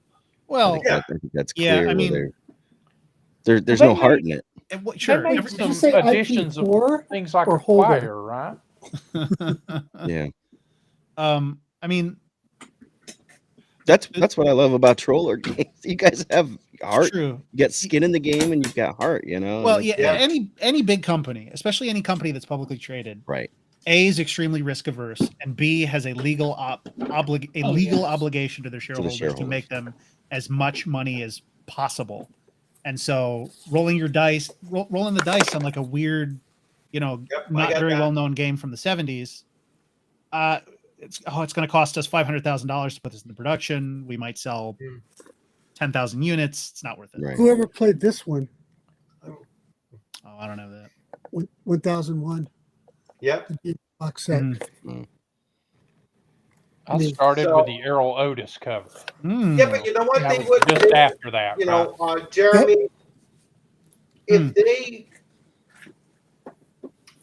because they own the IPs, right? So when they first came out with the first Stranger Things box set, Yeah. I was like, how the hell is this not 1983 Basic Edition?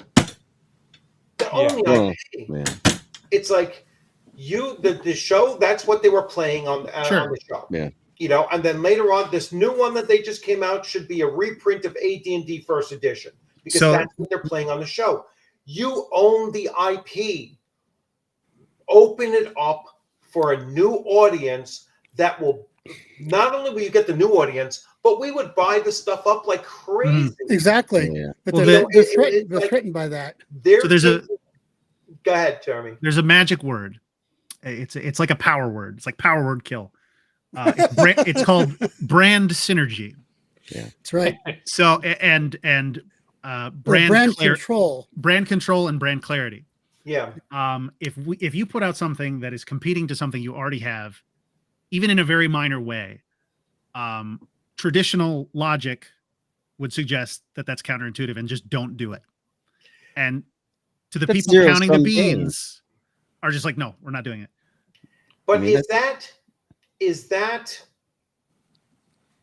was that the downfall of TSR under Gary?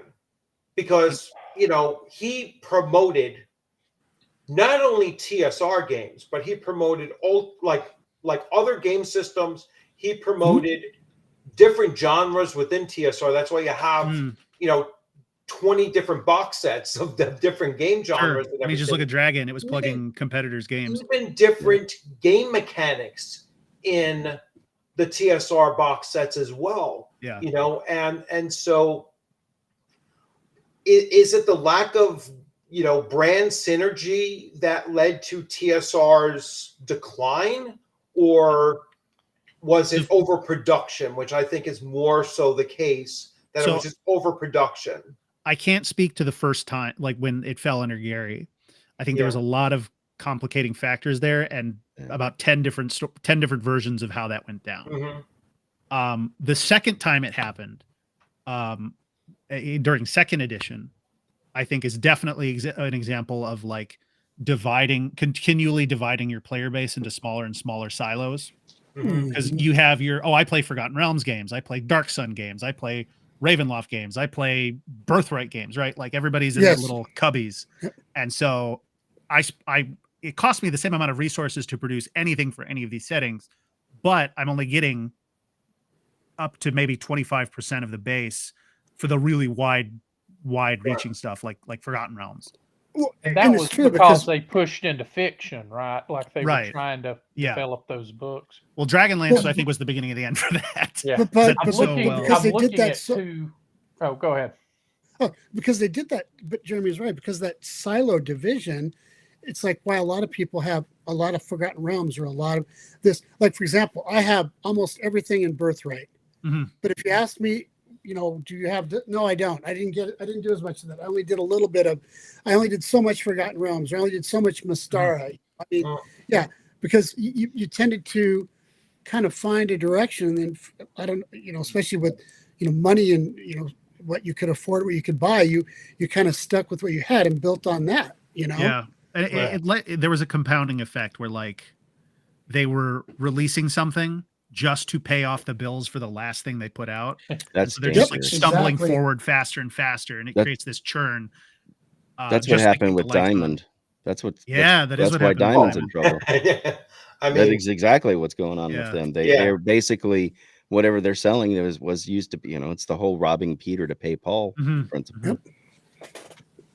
Yeah, and I'm looking on my shelf, and I've got 2 copies of 2 different Buck Rogers games that were made within Oh, within a Lorraine few Williams. years of each other. Weren't there And 2 they're- different Conan games They're- too? Yeah, they're well, completely yeah, there was separate the games, right? TSR Conan, and then there was the AD&D Conan modules. Right. Yes. Which is just like a perfect storm of confusion. Two different Why does- games. Why doesn't One's this work? D&D, and one's a whole different game.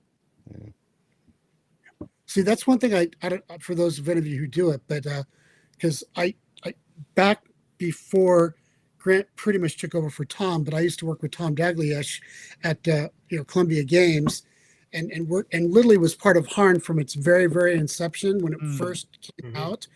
And that was one thing. They, no matter what they did with the property, they stayed consistent throughout it and just kept building and building, kept the date, kept the model, kept everything.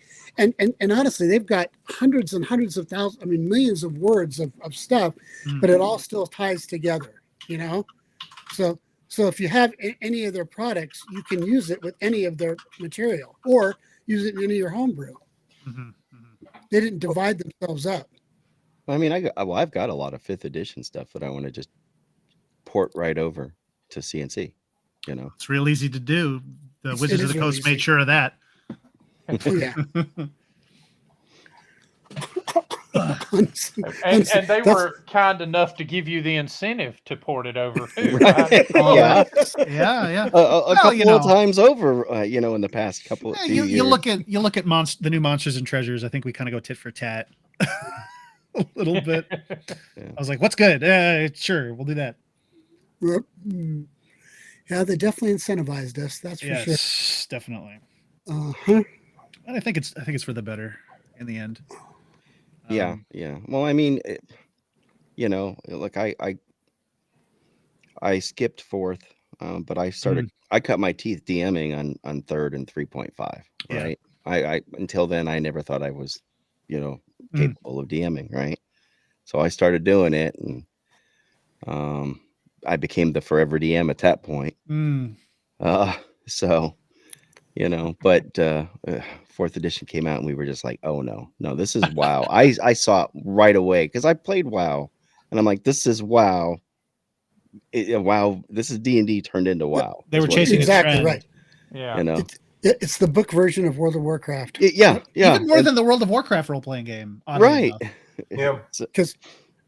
Because you saw the evolution from EverQuest to World of Warcraft, and you know, and they kind of tried to do something with the EverQuest property as well as a few others that hung in there for a while. But World of Warcraft was able to stay focused and maintain itself.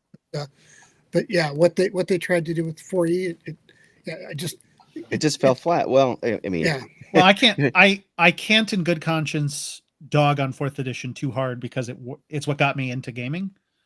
It's not a bad game. I have all the editions from beginning to end, so it just depends on what you like to do. Be clear, I'm not saying that I liked it.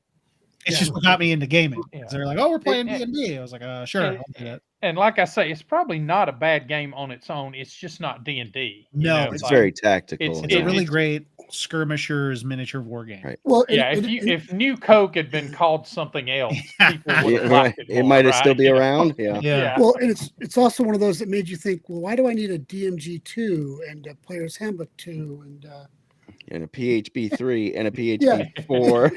Well, hey, they were dripping. Hey, you want to play a gnome? Cough it up, buddy. PHB 2. Buckle Oh up. my god! So that was the I know Steven and I know the gnome love there, but my wife likes to play gnome rogues. Okay. She's been playing one since before we got married. She was when I first started DMing. That's what she played, was a gnome rogue. Yeah. Shamil Shepin, dragons or wyvern rider, rat slayer. I don't know, you know, that. Tack on different for every little major. Yeah. And when we, you know, so we were hot and heavy into, you know, 3.5 and you know, going through the Forgotten Realms, and then 4th edition comes out and we get it, and she's like, okay, so where's Gnome at? You know, and I'm like, yep, it's not there. Yeah, it wasn't there. And I know everybody's made like, that well, commercial. They did. I remember that. I'm a monster. Like, you know. See, I kind of applaud the boldness in doing that, because like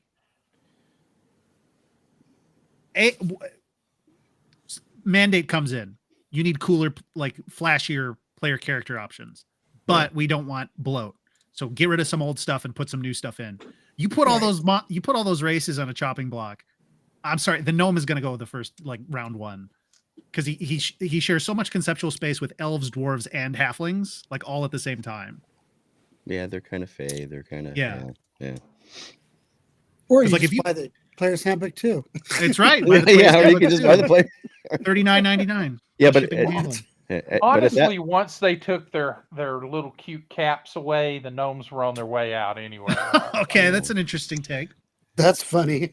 I had a buddy who used to do the roaming gnome commercials. Really? Yeah. He was like one of the guys early on that Wow. did the voiceover for the roaming gnome. You know, not the gnome himself, but in the commercials. See, there's some of those famous books right there. Oh See? yeah. Yeah, Yeah. yeah. But see, what happened is we were just so turned off at it that we just were like, well, we got better stuff to spend our money on, and And Penny Arcade didn't bring you back into the fold. You weren't like, oh man, if it's good enough for them. yeah, no, and and we didn't do the Pathfinder switch. We had a lot of friends that did, but we didn't do Pathfinder. So we just we got busy with life, and and then 5th edition was coming out, and we jumped in on 5th edition, and 5e was great. Yeah. I probably now have done more DMing in 5e than I did in 3.5, but that's only because it's been around, in 9 years. yeah. 10 years. 11, Yeah, right. 2014. 11 years. Yeah. How many of you did TSR's Top Secret or Top Secret SI? Yes to both. I did More both. of the original. I played Yeah. Top Secret back then. I don't think. Yes, I did. I did replace it. So, like I said, I replaced everything. Virtually everything I played back then, I replaced. But piggyback off of what Death Angels just said, Pathfinder Online is what got me back into tabletop role playing games. Oh, really? By the time when Pathfinder Online came out, it was such a Interesting, ridiculous mess. Like an absolute ridiculous mess. And I was like, I can't do MMOs anymore. I was like, it's just, just the idea of where they were going with it. And it was, I was like, I'm going back to tabletop role playing from there. Because So it made you rage quit. Back to tabletop. Back to That is tabletop. amazing. Filtered him. Because I had, by that point, I had like about 12, 14 years of experience with MMOs at various stages, but most of the time at the alpha and early beta stages. And so watching them develop this thing and then interacting with, the designers at the time and mostly with Ryan Dancy at the time too, because he was very, very active with talking to the community and everything. And I'm like, you're putting this out there as a PvP, player versus player focused thing with a player-based economy. And if you're not familiar with it, Ryan Dancy was the marketing person behind EVE Online. Really? Oh yeah. Yep. He must have developed such a true disliking for player versus player from his experience with EVE Online that when he felt like he was forced to do PvP in Pathfinder, and he just made it so counter PvP that there was no reason to ever engage in it. And then just the game design itself, there was only one person on that team that I could say was a true, really well-known person for MMO design, and that was Lee Hammock. I don't believe related in any way to Alan Hammock, but Lee Hammock did the crafting system of Fallen Earth, and like award-winning crafting system there. So I was like, oh, this is going to be great. It was just a total mess, and even after launch, because it's supposed to take place in the River Kingdoms. I was like, so after launch, and this is 2 months in after launch, and I was like, there's still no water in the rivers. All right, everything was a dry bed. I was like, where is this coming? Like, it was just such a mess. And I had backed that at something like $400 Holy or wow. something like that. Whoa. So Whoa. I was like, Jesus. I was like, so I had all of this credit, having a character that was an original character back from Alpha with all kinds of nonsense, attached to it. And like a 2 years more of free gameplay, built into it. And Full meal deal. someone was like, I'll buy that account off of you for $400. I was like, dang. I was out the door. I was like, yep. And I turned that around and I picked up Modifius's Conan 2D20. The entire, We're hearing a, the we're entire hearing a 22 theme books develop is here too. explained. That Yeah. you get into games before the water does. Yeah, Yeah, That's he's pretty- 2 for 2 now, interesting. right? Yeah. The second time that I got into the game before water, and it was supposed to have a lot of water in it, but Don't tell me it was a water world or something. yeah, River it was Kingdom. just crazy. It was just absolutely crazy, and I don't think it lasted 6 months, before they either shut it down or they just stopped developing it. The only other company I've ever seen do that, like drop off a MMO that they were looking to run, or a multiplayer game, was Wizards of the Coast with Sword Coast Legends. That was another one where they, Yeah. lasted had about Sword 6 Coast months Legends. after launch, and they just dropped it. It just kind of went, yeah. It was meant to sell the book, and when the book didn't sell well, they just abandoned the whole. Yeah, they probably game. The game had a lot of potential to it. That was on Steam, right? Yeah, that was on Because Steam. I think I still have it. You could I think I could download it. You can't run it anymore. But you used to be able to create a dungeon, be the dungeon master of it, and create like the situations, change situations up. You could put messages in little items that they could interact with. So when they touched the button, it would give them a pop-up that would say what happens by touching that. It could trigger. I mean, it was incredible. Yeah. Well, that kind of happened with BioWare with Neverwinter Nights 2 as well. Yeah. Neverwinter Nights was great. It was revolutionary. People's complaints was it was still kind of hybridized second edition, not because third edition wasn't quite out yet. And so, but when they came out with Neverwinter Nights 2, it lacked all the tool sets that everybody that made Neverwinter Nights what it was, So Well, it was it meant to never sell sold loot as well. boxes. Huh? They designed Yeah. Neverwinter Nights 2 to sell loot boxes. Right. And Right. then what killed that was the fact that Germany banned the game. Banned it. Yeah, because it's Because Gambling. gambling. Gambling, yeah. And in a lot of places have done it. And that, I I mean, mean, the that happened- Netherlands. Maybe That- I don't know. didn't that happen with Battlefront as well? I think Battlefront. It's happened with a couple games. Yeah. EA gets in trouble Yeah. with it a lot. Well, But- and who bought BioWare? Hmm. I think yeah. Who But there- who bought Westwood Studios? I loved Westwood Studios. They were my Yeah. favorite. They were I good. loved Command Yeah, and they were Conquer. good. That's why when I say CNC, and I have to clarify which one I'm talking about. Yeah. Yeah. Because it's like all my computer buddies, they're like, "Oh, Command and Conquer." I'm like, "No, Castles." Man and Conquer, Red Alert. Yeah, Red Alert. Oh yeah, Red Alert. Yeah, Yeah, rules. Yeah. and you could tell the degradation, and it's just like you said, when these big public companies take over, and then they start Mhm. kind of pile them all together in this ball, and Well, it's always like one guy with a spreadsheet where he's like, "How much does it cost? Yeah. Okay, how much does it make each year? Not worth it, and it's Yeah. dead." Just managing by spreadsheet. Gee, Yes, that sounds familiar. Yeah. Microtransactions.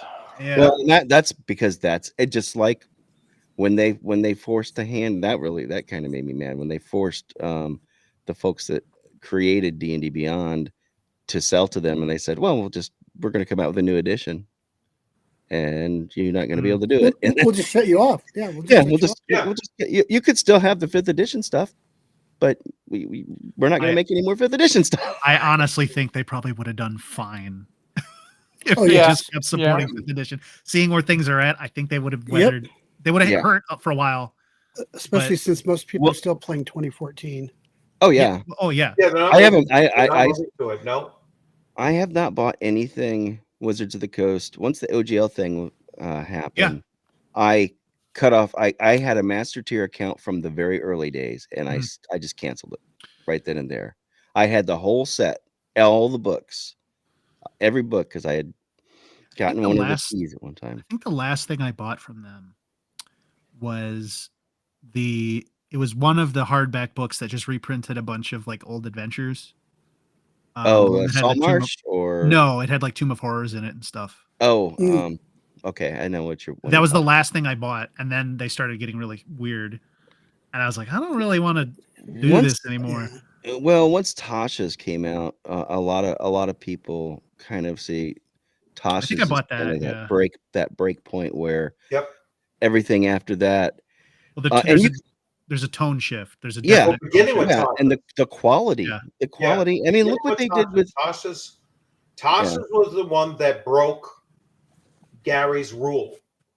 All right, and Gary's rule was that there were certain things in D&D that you cannot alter, otherwise you're no longer playing D&D. And Exactly.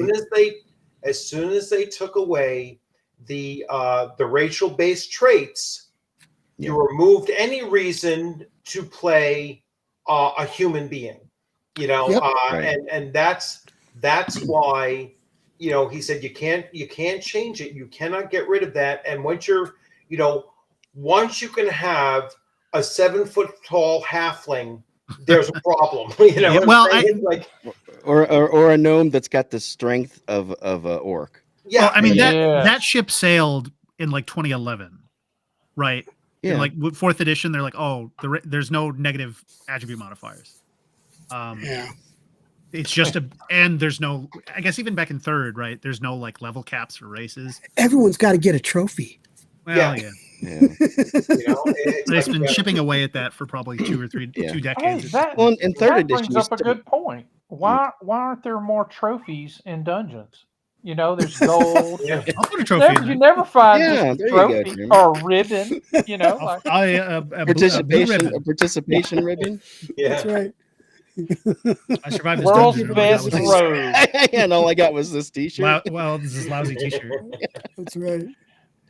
That's it. Oh, I should get the mug of laudity. Yeah, Right? Oh my god, I gotta get with Chuck. Like, Oh look man, there. we got a tournament at Page and GaryCon. This one's like the past 2 that I wrote were like adventures that I had written that I turned into. But this one, I'm like, no, this is a tournament first and foremost, and I'm like directly looking at Ghost Tower of Inverness and Tomb of Horrors. So it's capital M mean. I gotta get with Chuck and get some shirts like that made. That would rock. Yeah. Well, it's funny because I had a chance back in the old days. You know, that was the whole point of what they were doing with AD&D First Edition is tournament play. You went and I went to the conventions, and I actually have a plaque still, and I can say this proudly. Matter of fact, it was don't laugh, but I was in that time I was in Special Forces in the Green Berets, and I was back from being deployed, and I was actually got to be home, you know, actually home and around, and it was great because I was able to go to one of the conventions and go there, and I played in the AD tournament, and I won Best Player Award. Hey, Hey, nice. So I made it to the end and won, you know, and I got a plaque for that. And I remember that, but I remember how much different tournament play was than the concept of what we see with the games now and how they approached it and the way they played. How, you know, Gary when he ran a game and how Arneson ran a game, it was that style. But yeah, so you don't see that much anymore these days. That tournament stuff. You have to get it. Yes. You have to like go in getting it. Yeah. Otherwise, you're going to be very annoyed and probably have a really like unpleasant time. 'Cause Exactly. The Yep. type of fun that we're having is very different than the fun that we have. And on you Friday realize night. it's not all about you. Yes. Yeah. Yes. Right. See, and that's what most people don't understand. It's not about you. It's especially if you want to survive, and yeah. So Yeah. Well, like and we it's objective focus too, right? Which is not Yes. really something Yeah. most people do now. right. And so like we'll start a timer the second they sit down, and you get your score is adjusted based on your time to complete the objective. But we don't draw any attention to that because we don't want Interesting. anything directing them in any direction. We don't want to coach them toward any action. It's like blind testing. And so the people who like kind of know to expect that are like immediately pouring through character sheets really, really quickly. And going, all right, we go in the dungeon now. Other people are just kind of leafing through. I'm like, oh, okay. Do you want to be the wizard or you want to be the bard? I don't know. Oh, here's a illusionist. You want that? It's very interesting. Oh yeah, Yep. timing the distribution of the pre-gens is diabolical. I mean, but that's part of what we're testing. Like, Yeah. so I'm not testing really you on your ability to role play. I'm testing you on your ability to manage critical thinking and time management. Yeah. Yeah. And part of that is scanning your character sheet for interesting stuff. Because sometimes I'll put like a really essential item in there that'll help you circumvent a major problem later on. Yeah. But if you're not looking at your equipment and you don't catch that, you're missing out on those points or that time bonus or whatever. Right. I've never got to play one of those they're type of games. they're fun but stressful. They're very exactly. See, I say intense. He said stressful, which is true. So, well, I'm the one writing them and Yeah. adjudicating it. It gets kind of stressful. See, my big thing is I'm so used to, and I've thrown little snarky comments out in the chat about it, talking about how long your games are, and I'm like, I don't think I've ever run a game less than 8 hours. Oh man. And so now I'm in a position where I want to start doing like demos for for CNC, and I'm like, how do I do a game that's short? Cut That's all the fat. Just like you're at the location. Yeah. I mean, like 5-room dungeons. Yeah. What do I do? You gotta Dungeon? Is that you basically just have to have a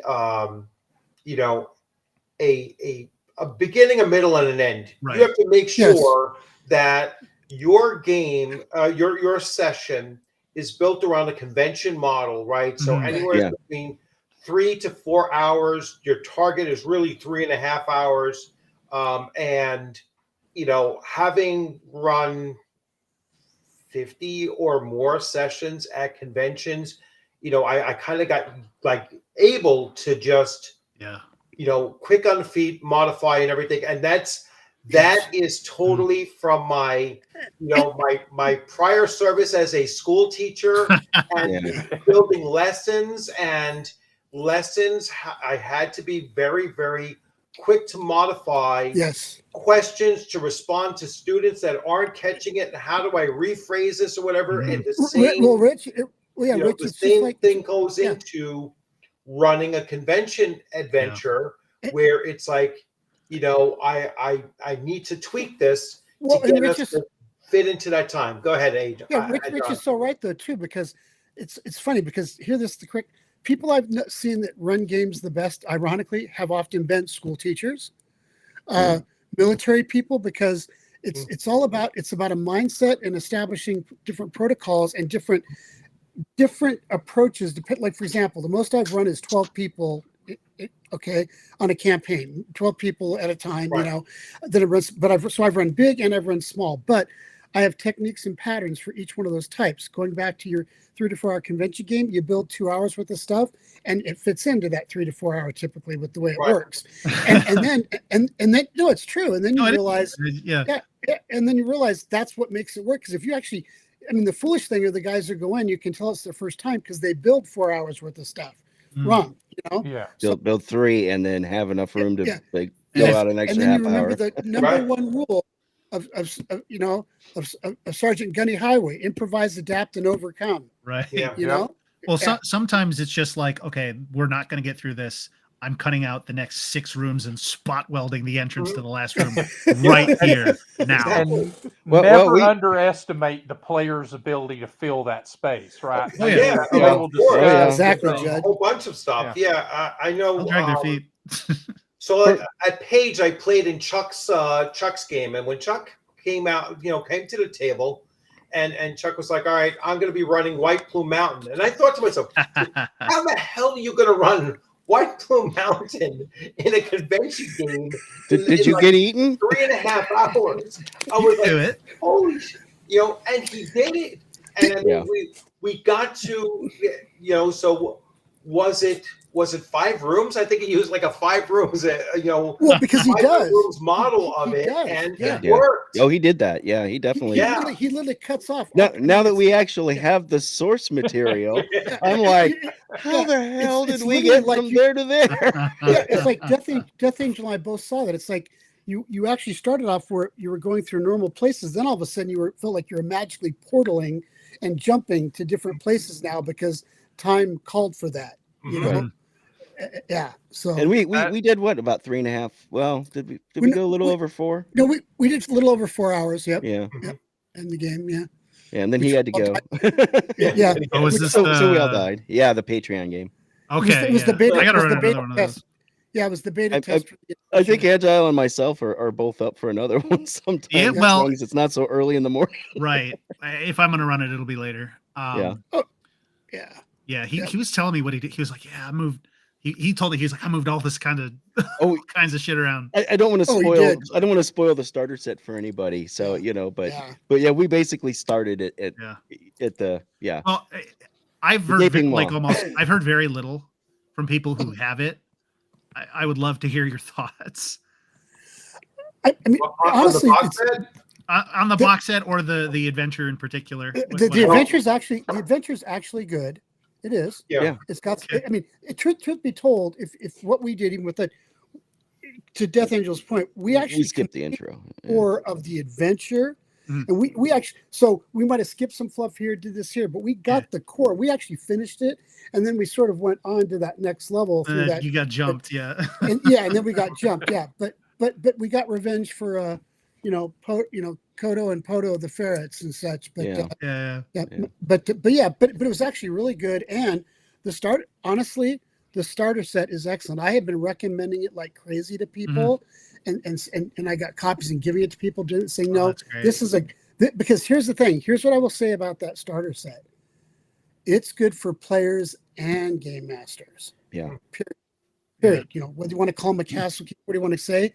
The way the 2 books are set up, the way the structure is set up, Mhm. you can absolutely walk into that starter set, and with the exception of a few things that I think are a little convoluted or complicated, it is straight up easy to learn and pick up for both a total non-player and Mhm. total person, never Right. GM'd. Honestly, I think the most complicated part of it is the XP on it. Yes, The way it's That's the- explained. that's what I It's- meant by convoluted. Yeah, it's like, yeah. okay, it has look this at that. XP Which plus. booklet is that in? Mm, I'm It's in the assuming second directing booklet. the game. yeah, Yeah, Yeah. it's in the second booklet. yeah. And that was the hardest thing. That I was like, okay, I was probably running out of space, honestly, Yeah. because so that Castle Keeper booklet got it the worst. It was probably twice the length it is now at one point. Oh, interesting. Yeah, and Steven, he was like, this is too much information, which it was. And he didn't.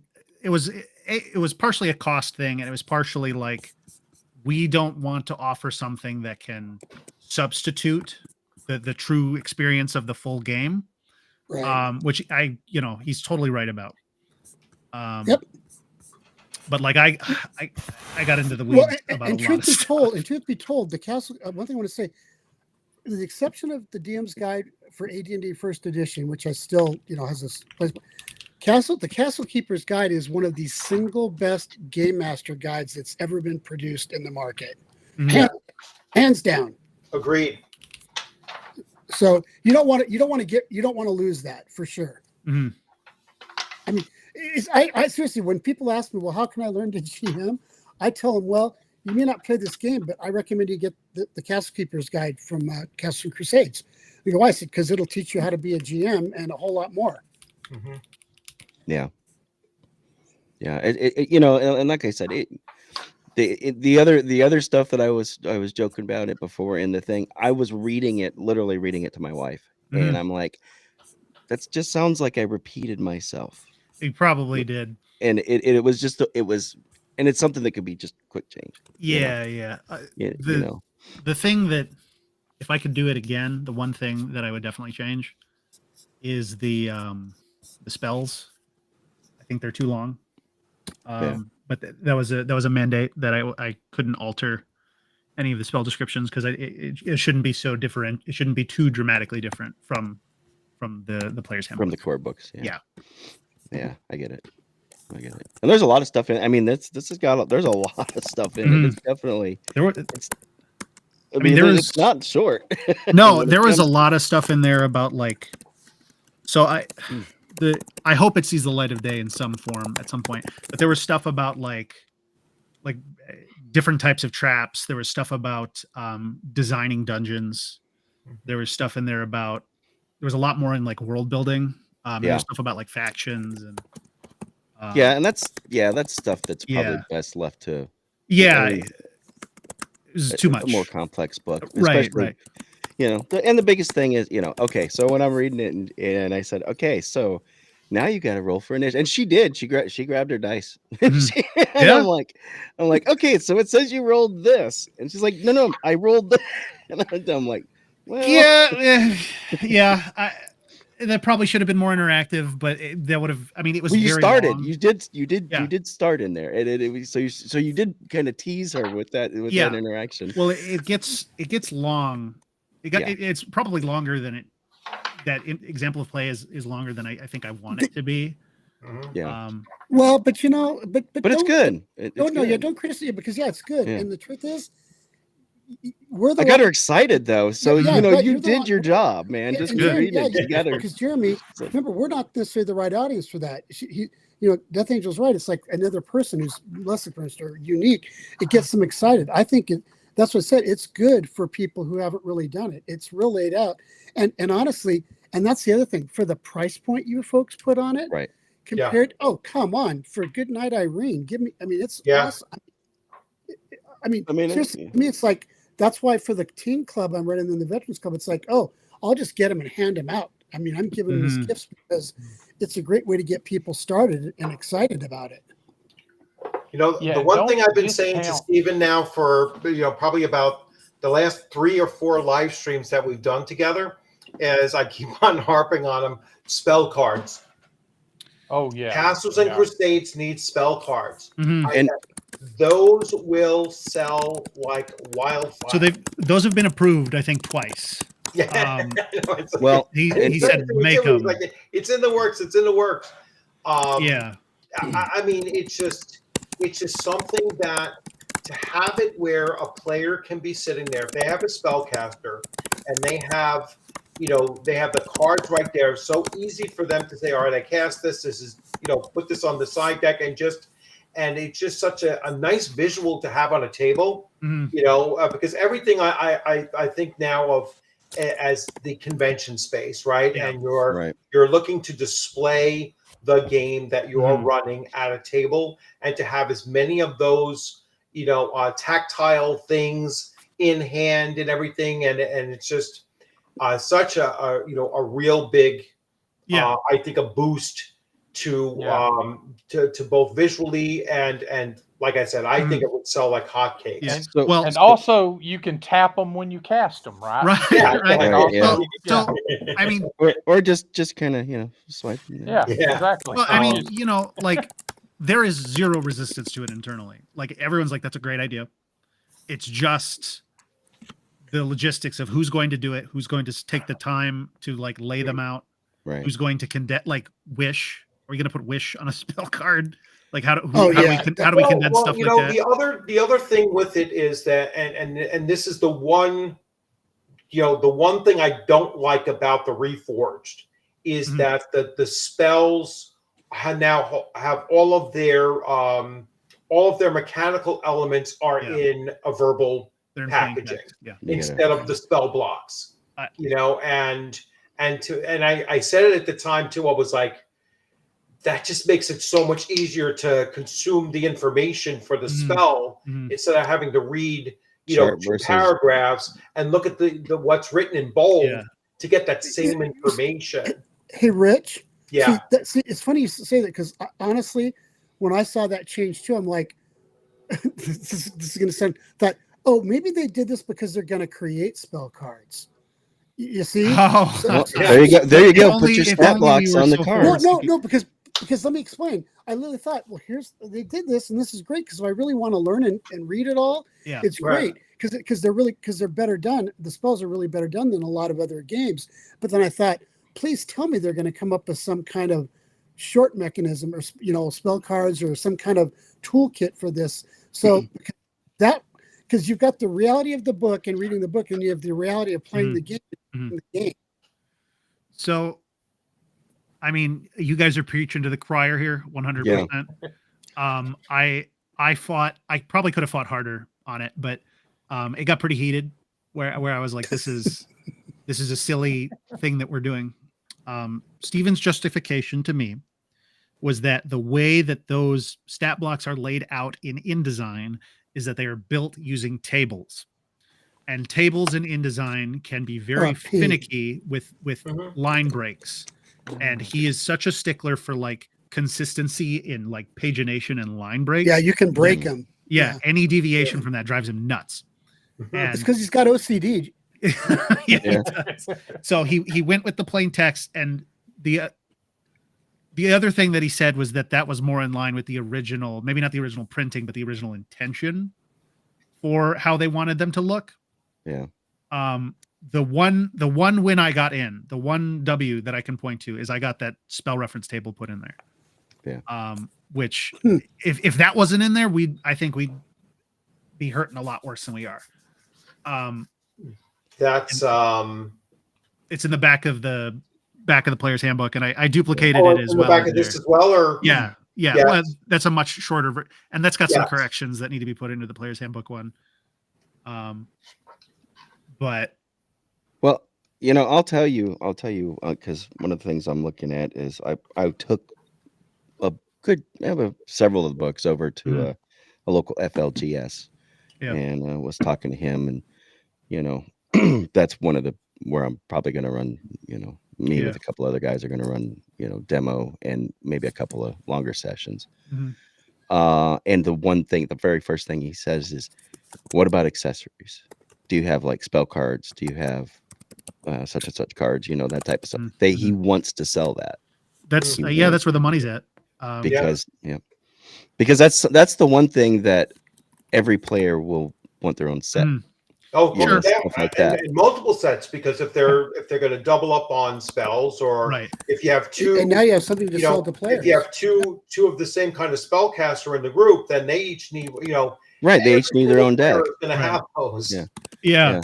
If they want to use them, but it's just a resources thing. It's just Yeah. Because we're working on 12 things at living fantasy, the living fantasy book, Yeah. the Zagig stuff, Barsoom, Reforged, Right. Exaltum and Infernum, all the rest of it. That the tournament scenarios, Crusader Magazine. It's just a matter of like, who can we allocate 4 days of time to just do this and get it done.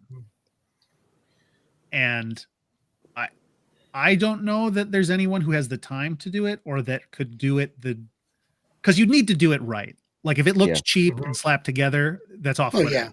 If it was just like plain text on a white backdrop, with no like design elements at all, that doesn't speak well to the value of your brand. It implies that it's not, worth the effort, which it isn't. Absolutely. Well, they don't have to be standard.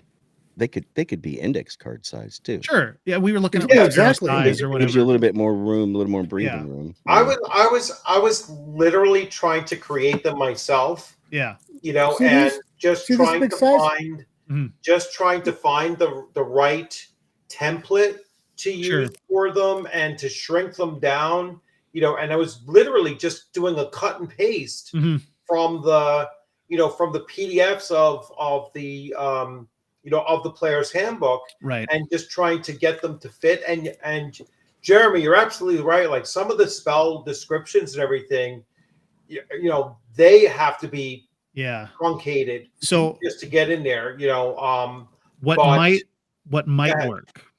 What might work is if we brought the stat blocks back, the spell stat statistic blocks back for the cards, because it Right. is a much more efficient way to convey Right. information. Exactly. And then we just have a And then- field for damage or But And you then do a like page that. reference, Yeah. right? But- If it's, Yeah, if page it's reference. Yeah, complicated. and there's a Hoverboard- very, very short description of how the spell is intended to work Sure. without having to have all of the various nuances. Mhm. Or you might say, well, this is the most common way that this spell is going to be Yeah. used. And so that's all you put in a description. Mhm. And the rest And- is and just it's- Right.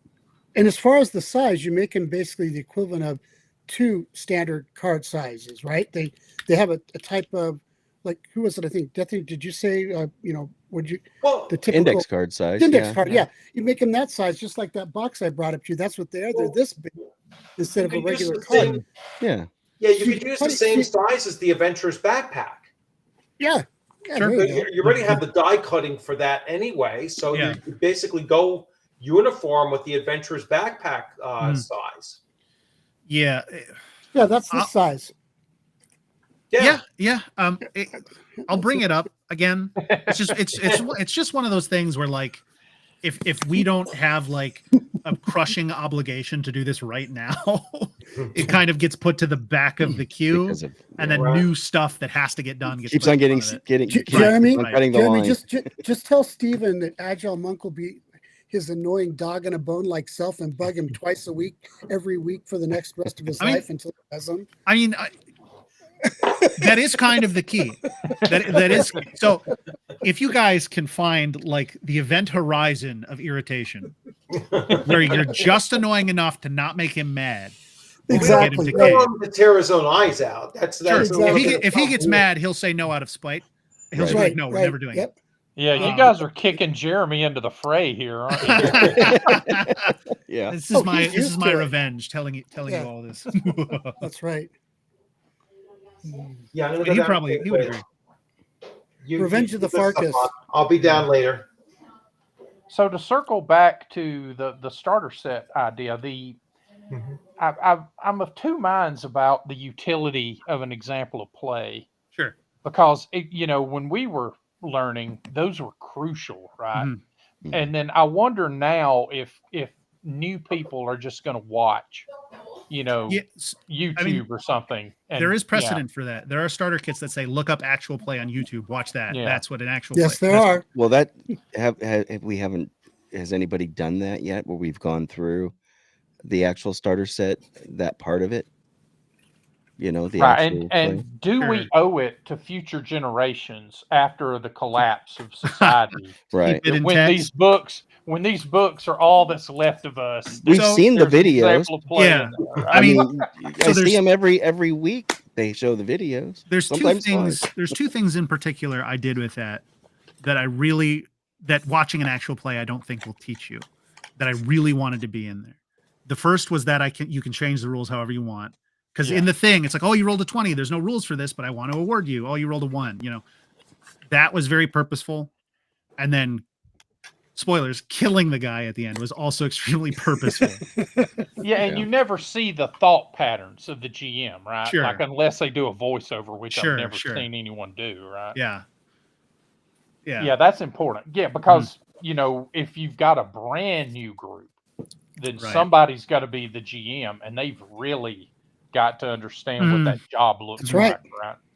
Yeah, there was a little worry when I was starting to write it. I was like, God, I feel like I'm writing this for How to make a peanut butter sandwich? a little bit of that, and also like I was like, God, I feel like I'm writing this for a 14-year-old from 1983 because it Directions really, for toothpicks. yeah, it really spells it out. But like I think there is still some value to like kind of representing that information within the body of the work, so that you don't have to go out and seek out this extraneous material. Yeah. Yeah. Plus, I think it makes the adventure more satisfying if you do read it, because there's a direct link between them. Which was, I think that was the original kernel of the idea, was that you play through an example of play, you die, and then you get revenge on the guy later on after you Right. make a real character. And there are some examples of play that are legendary, like the first edition of Quags. The examples of play is essentially Uncle Jesse running a game for the Duke boys and Daisy. And it is so filled with insanity that it's just legendary, right? Yeah. Oh Well, my goodness. I kind of live in that area. Yeah, me I too. live in that era. No, well, my in the goodness. area, no. I live in both, so yeah. Yeah. I mean, Hazard, Kentucky is on that side of my state, and No, well, see, it places was in Georgia filmed are just on the other side of my state. Right. portions of it were filmed in Covington, Georgia, which is not too far from me. So Yeah, Really? yeah. Well, North Georgia is only I can drive to Georgia without leaving my own street. So oh wow. I live off a U.S. highway. I was So about to say, I suspect I know which street that is. yeah, if I go at the end of my driveway, hang a left and keep on going, I'll wind up in Georgia, somewhere around Cartersville. Yep. Yeah, before I And even then need the to big think. chicken. Just keep Yeah. going to you. hit the big Yeah. But overall, no, I think it's great, and I wish it wouldn't have taken me so long to get it, man. I think it was mostly my fault. It was a couple people's fault. I think part of it is mine because I'm so like particular about. I was like, I need another pass. I need another pass. No, let me read it again. I got to make sure. And I was changing. How many other stuff. people read it for you? I'm guessing Chuck and a few Grace probably. I don't think Grace never read No. it. Chuck never read it. I think I sent samples to Chuck. Chuck went through the adventure stuff. I know he did that because he told me. Mhm. Yeah. Yeah, where I was finding, they're not grammatical errors per se. They're structural. Yeah, it's like you like seeing the cat in the Matrix. Yeah. There's a glitch in the Matrix. Repetition. Wait, I didn't. It's Yeah, like yeah. I just said the same thing again. The same phrase, and it's Yeah. There's a glitch in Jeremy's brain. I probably got up and sat back down. And I was like, oh, I got to make sure that because a lot of that was written over the course and of, I think. I didn't catch it reading it myself the first time. I caught it when I was reading it aloud to my wife. So there is one, I guess two. Now there's three errors that I know of. Two are related to credits, and one is an actual honest to God error in the blink spell. Because in the original text, it's like, if they're invisible. I don't think I saw that. Yeah, because in the full text of blink, it's like, if they can see invisible, the penalty is only reduced to this. If they can see astral and invisible, it's totally negated. And I removed the reference to ethereal because there's no way to become ethereal in the box set. But I left in the sentence that explains, if they can see both, they ignore the penalty. But I'm not saying what both is. So it's just like this really puzzling sentence. Interesting. And that's because that's the transfer conduit for it. You're basically skipping into the ethereal or the astral. Yeah. Because it was like, if you can see invisible, the penalty's not that bad. If you can see astral, the penalty's not that bad. If you can do both, there is no penalty. Yeah. And I removed the sentence about astral, but the sentence where it says if you can do both. Yeah, if the attacker can do both. So that sentence just needs to get removed. Both what? Exactly. Yes, exactly. Yeah. It's like, what? Yeah. But you know what? Like I said, if it weren't for, I'm trying to think who looked at it. Steven looked at it, and he took a weed eater to it for the right reason. I in the end I agree with his decision to do that. Yeah. And then Davis did a lot of structural stuff. So like I was just like word vomiting all of this information, and I was trying to get it in sequential order, and he would go through and like kind of recobble stuff together. So he read it as well. And I think it was just editing anything, you fight that cognitive issue where the more you know the text, the more your brain just fixes it in post, Yeah, as it yeah. were. And so, yeah, you literally go text blind to some Mhm, things. mhm. Yeah. Oh, yeah. Well, because you fill in missing words in your head, Yeah. or take them, or don't see them when they're in their. Yeah, you could have Like, the yeah. right next to each other, and you only read the Yep. one. Yep. Yeah. The other challenge was that I think this took like 9 months to write, and I don't remember anything. Like I have a vague recollection of what's in there, but like a bolt from the blue will be like, oh shoot, I never explained this, and I run and I go and type it in, and then when I go to read through the whole thing again, I was like, oh, it is in there. It's just in a different area, worded slightly differently, and so then you're Now you're trying to fix. now you're that. trying to fix all of that. Yeah. But like even down to the, because like there's one thing I don't explain in there that I really should have, which is disposition for monsters. I don't address it at all, Mhm. and because I spent all this time like explaining disposition, which is more complicated than alignment, which is not doing me any favors. And I was like, can I just do the 3? Can I do law, chaos, neutral? And they're like, no, you have to do them all. It's like, damn it. But then it's just in the player section. I don't talk about it at all with the monsters. And I was like trying to write something in. I was like, it just got really long. And I was like, I don't have time. This was due like 2 hours ago. Well, I'm yeah, gonna cut it. yeah, like the law good versus good law. Yeah, that and you. I mean, obviously, a good chunk of the target audience is going to be people that are coming from 5th edition. I mean, Yeah. so yeah, that might be one of those things that they're going to go, well, I understand, well, especially if they're coming from 2014. I don't know the 2024 one or 2020, whatever, 5, 6, 7, whenever they get finished. I'm telling you guys, life gets easier once you embrace hungry, angry, scared as your alignment system. Yeah. I'm a fan of alignment. I am too. I've always been a fan of alignment. I like having that general compass. What about alignment languages? Are you that much of a fan? I'm fine with it. I'm fine with it. Not needed. So okay, but there's a giant there's like about 40 asterisks behind that. Right. I really like alignment, but I just 3-point alignment. That's all you need. Yeah. But I'm a huge Michael Moorcock fan, and so I'm like always injecting that kind of like cosmic struggle stuff in there. And it's not, are you a good person? Are you a bad person? It's on whose side of the board do you land, whether you're cognizant of it or not. Are you a pawn of chaos or are you a servant of law? Right. And so like when you become aware of your relationship to this cosmic struggle, then yeah, I'm fine with, if there's only 3 alignment languages and it's not like this crazy, like complicated thing. Yeah. You'd have to be aware of it. And it would have to be, it would need some work to make sense in your world, but I'm not opposed to it innately. Yeah. Well, you find gentlemen, I how forget you kind of a which vibe Dragon thing, magazine it was that we started using a leaning. So you had your 2-axis Sure. alignment and then a leaning in between, and little parentheses in between. Mhm. And, yeah. because I used to say to myself all the time that my characters are too complex to just be, Right. chaotic neutral and that's it, or whatever. They tended to be chaotic neutral, and it's like, well, yeah, this one is like, but with a leaning more so towards good, or towards true neutral, or something along those lines.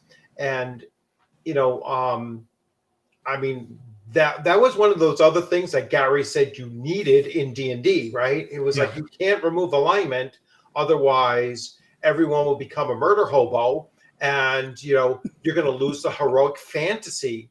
That's really the goal of the game, was to be characters doing these heroic. alignment was an and there's important. spells. alignment There's was spells an and important. such that use it. Right. It was an important guardrail, a very important guardrail. Yeah. Yeah. Well, gentlemen, I must go. It has been an absolute blast. Thank you so Yes. much. It's been I great. salute my fellow Great to adventurers. see you. All right, and thanks for joining in, and we'll chat more about some of the other things we were talking about there, and definitely looking to look into that and get that done. Yes, So, and Jeremy, thanks a once lot, again, Ida. well done, sir. Well Thank done. you very much. Yeah, good job, man. Yeah, I'm happy. You're happy. I'm Yeah. glad. I'm glad I made you happy. It's very Yeah. good to Yes, hear. yeah. And You know, Jeremy, thanks a lot for popping in. It's a pleasure meeting you. And Yeah. yeah, so let me know anytime you want to come on and you want to talk about your next project. I know this thing was huge to, put together and get Yeah. out there and everything. So, and I still have to, get back into my Mm. routine of, Yeah. breaking it down and showing it off and everything. I can't wait to run it, and I will get back to you and let you Oh know yeah. how that went in September. So I will be running Yeah. it on September 26th or 7th, Okay. whatever that Saturday is. So I'm really looking forward to it. Yeah. You It should know, be great. yeah, Yeah. it should be a lot of fun. And of course, it's like, it's a convention model. So I got to Mm. tweak it a little bit Yeah. for it to fit in, either to fill it up or Yeah. to shrink it down. But definitely looking forward to running it. Yeah. I've run it twice. Yeah. Once was with a group just kind of, plodding along at a standard pace. And I think they got to the cave and we were out of time. how long was that? That was 4 hours. Okay. It just like plodding general pace. I had another group where I just very quickly ran them through, whatever. And then boom, boom, boom. And they got the whole thing done in about 3.5 hours. The whole thing. You I mean, not like the spiders and the sprites and all okay. that, but Yeah. Right. See, we pretty much the way that Chuck did it for us was we were introed to the situation, and then we went through the swamp, and then boom, we're at the cave. Okay, and that was like the first 10 minutes. yeah. You know, Oh and wow, then you spent a lot of time in the cave then. Jeez. oh yeah, Yeah. yeah. We were most of the time for us was spent in the cave. Did you go a know, little further down? Like or I no? said, Chuck took White Plume Mountain and made it like a 5-room Yeah, dungeon, yeah. kind of thing. It's like, yeah. He when Agile was saying, right, boom, felt like Right. we were right there. Yeah. I mean, yeah, there was some walking through and there was a possibility of maybe running into something else, but it was like, no. Yeah. Yeah, the first thing we ran into was, guys going, ho hum. This is boring. Those guys, Well, you gotta start with a layup, right? Like, yeah, and, yeah. they were easy. We just yeah. but One thing that I'm kind of nervous about is the fact that it's not complete. Like, I point you, I'm like, go this place, go here next, and there's no resolution to any of that. yeah. But I'm really bad at endings anyway, so I think it works out fine for me. Oh, so you're the JJ. Yes. Well, like one of the goals was like, okay, I want so many damn hooks in this thing that you can't go 10 feet without snagging yourself on something. Yeah. None of it has a payoff. Yeah. Well, I think GMs can end with an ellipsis, right? Sure. When you leave some open-ended stuff for a CK too, you even so much as say, hey, okay, we've only put this here, but it's supposed to be more. Go ahead and make it your own. Yeah, make it your own. Exactly. There's two detailed floors, and then the third one's just like, I don't know what's down there. You figure it out. Yeah. And that's a good way for that book, I think, to run. So well, all this discussion of right sizing adventures has inspired me to run Apartment of Elemental Evil. It's gonna be great. Well, I've got the whole collection of books from Goodman so far for the original Adventures Reincarnated. Right. I was like, I could run any one of those. Yeah. But those are not going to be applicable, I don't think, for running a demo session. How long should a demo session you think? If it's really good, 2 hours. If it's really good, maybe an hour to 2 hours. Yeah, that way you can cycle through people. Right, because you want high turnover, you want high churn, right, and you want the game to feel light and responsive. And even if it is light and responsive through the whole thing, but they spent 3 hours doing it, there's the much higher likelihood that they're like, gosh, I just sank 3 hours doing this. Yeah, and if it's you a don't want them to have walk-up that feeling. demo, if it's Oh, a yeah. walk-up No, demo, that's what kind of this. do a campfire So fight, so right? so Yeah. Yeah, like 30 minutes for 20 minutes for a walk-up demo. because Um, what we're thinking is maybe running like a demo that's just nonstop, so people want to come up, and a few of them want to try it out, and Yeah. then if they want to jump into a longer session, the two other gentlemen that are helping me, which I'm not gonna give their names away, but you know who they are. Yeah. Chuck does too. Um, but they might be running like the 4 hour, the 3.5, 4 hour Right. type session because they've got experience running that. I've my all my sessions I've been DMing for 25 years, but it's all been friends and acquaintances of friends. Well, So I got to tell you, running for conventions has kind of spoiled me. Mhm. I don't know that I can go back to I don't have the chops for it anymore. The long form storytelling. I'm just whatever. Quickly, let's just bash through this. It's definitely it's a different skill set. It's a Yeah. totally different atmosphere. It's it's when people are coming to the convention table. Mm. I did this analogy, made this analogy of it. It's like the difference between a student taking a high school class and a student taking a college class, same course. Mm. All right. When they're paying for it, they're much more focused. Yeah. And your convention table is virtually the same way. Yes. They're paying to be there. They paid to be there, and they're coming to the table and they're looking to to participate. They're looking to have fun. They're looking to, unless you get that one in 1,000 that is just a disruptor. You know what I'm saying? But that usually doesn't happen. And they're there and they're just looking to have a fun time. If you're introducing a new game system to it, that's the other thing that they want to really be able to pick up very quickly. A lot of times you got to trim the rules.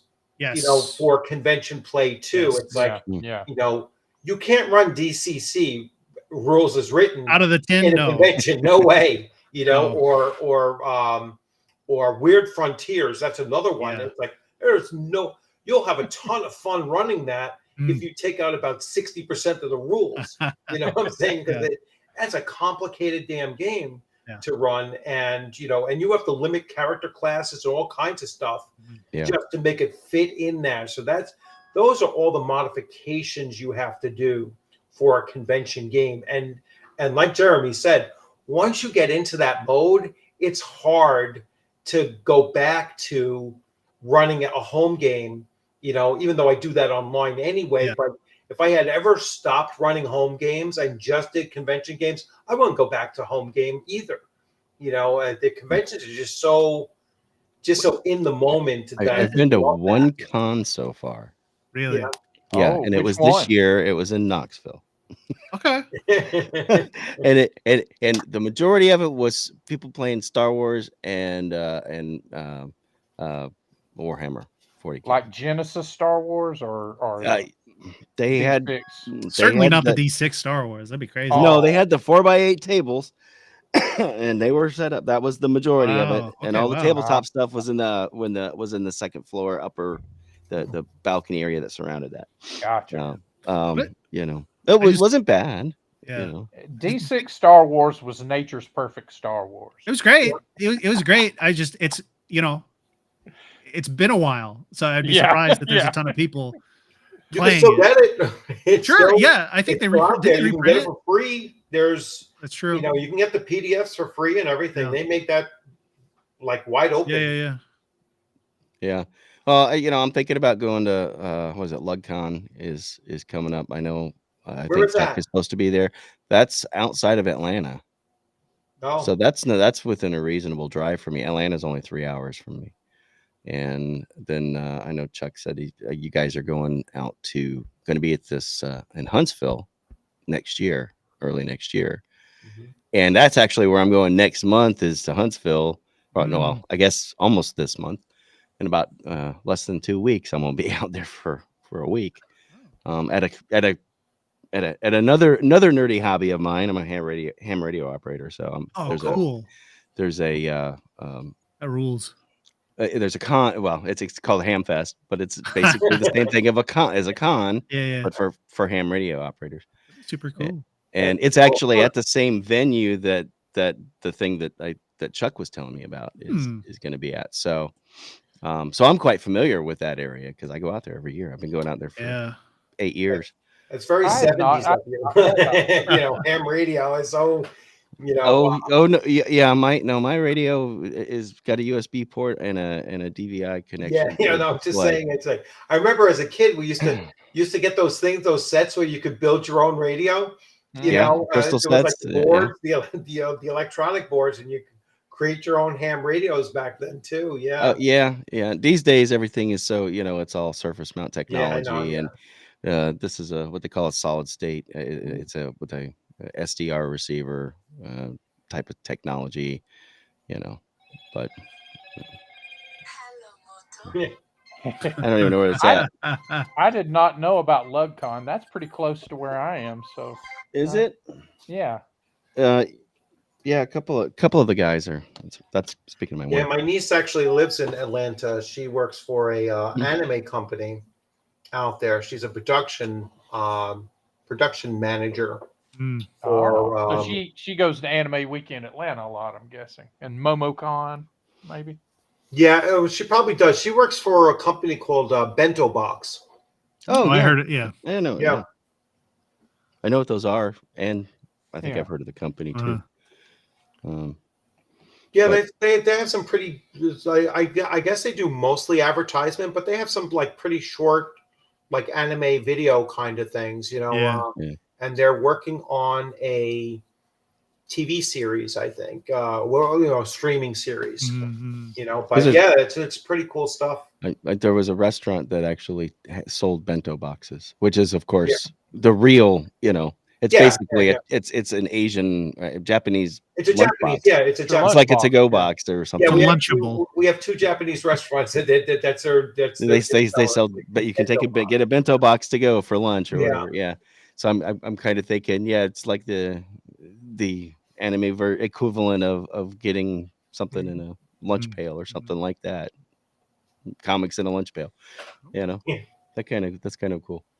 But but yeah, that's the ones that I'm thinking about going to that. That's coming up in October, and I know a couple of the guys are planning on. One of them's already planning on. I think he's got 6 games that he's running. Holy CNC moly. That is a games. great convention center that it's at too. Is so, it?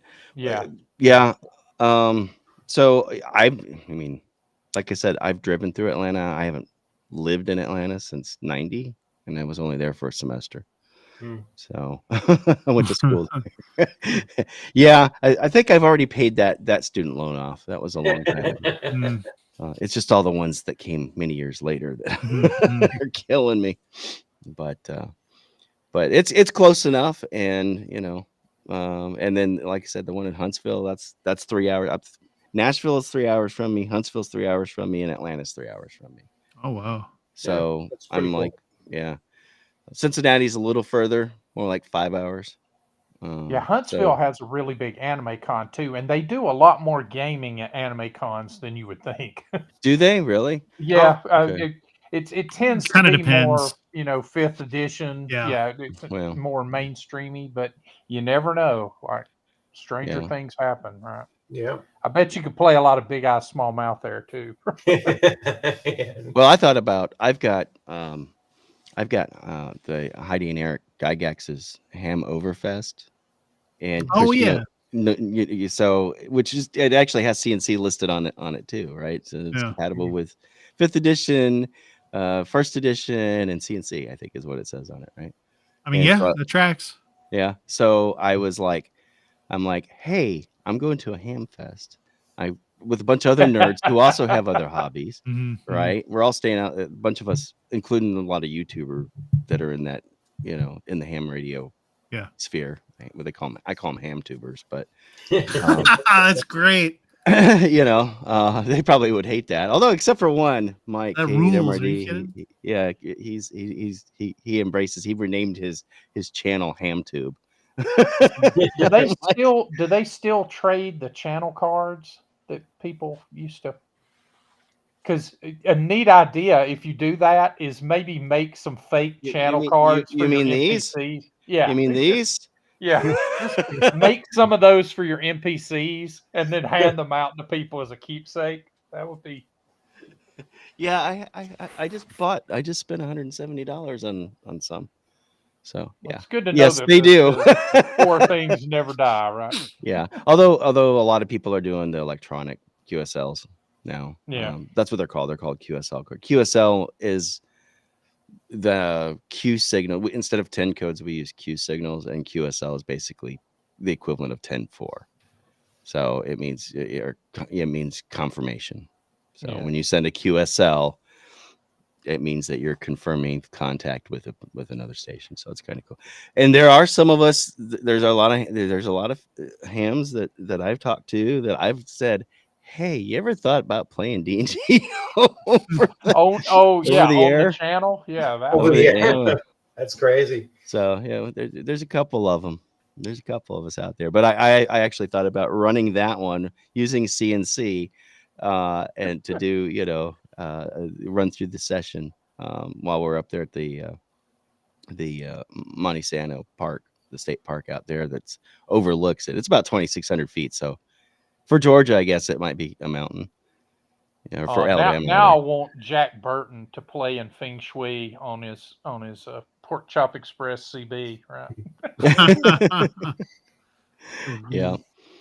But anyway, I need to go check my wife and see what's going on with Yeah, her. I She's got to getting do ready the to go to same work. actually. So gotta bounce everyone, too. really great stream. Thank you all for joining in, and I'm meeting all of you for the first time. So that's Yeah. awesome. I had, 4 new people that have not at least been on person. I mean, you've all been in chat, from time to time, but never on screen. So thanks Well, all yeah, for joining. first time talking to you, and other than chat and Jeremy, I've talked Yeah. to I've interviewed Steven, and I've talked to Chuck plenty of times. Yeah.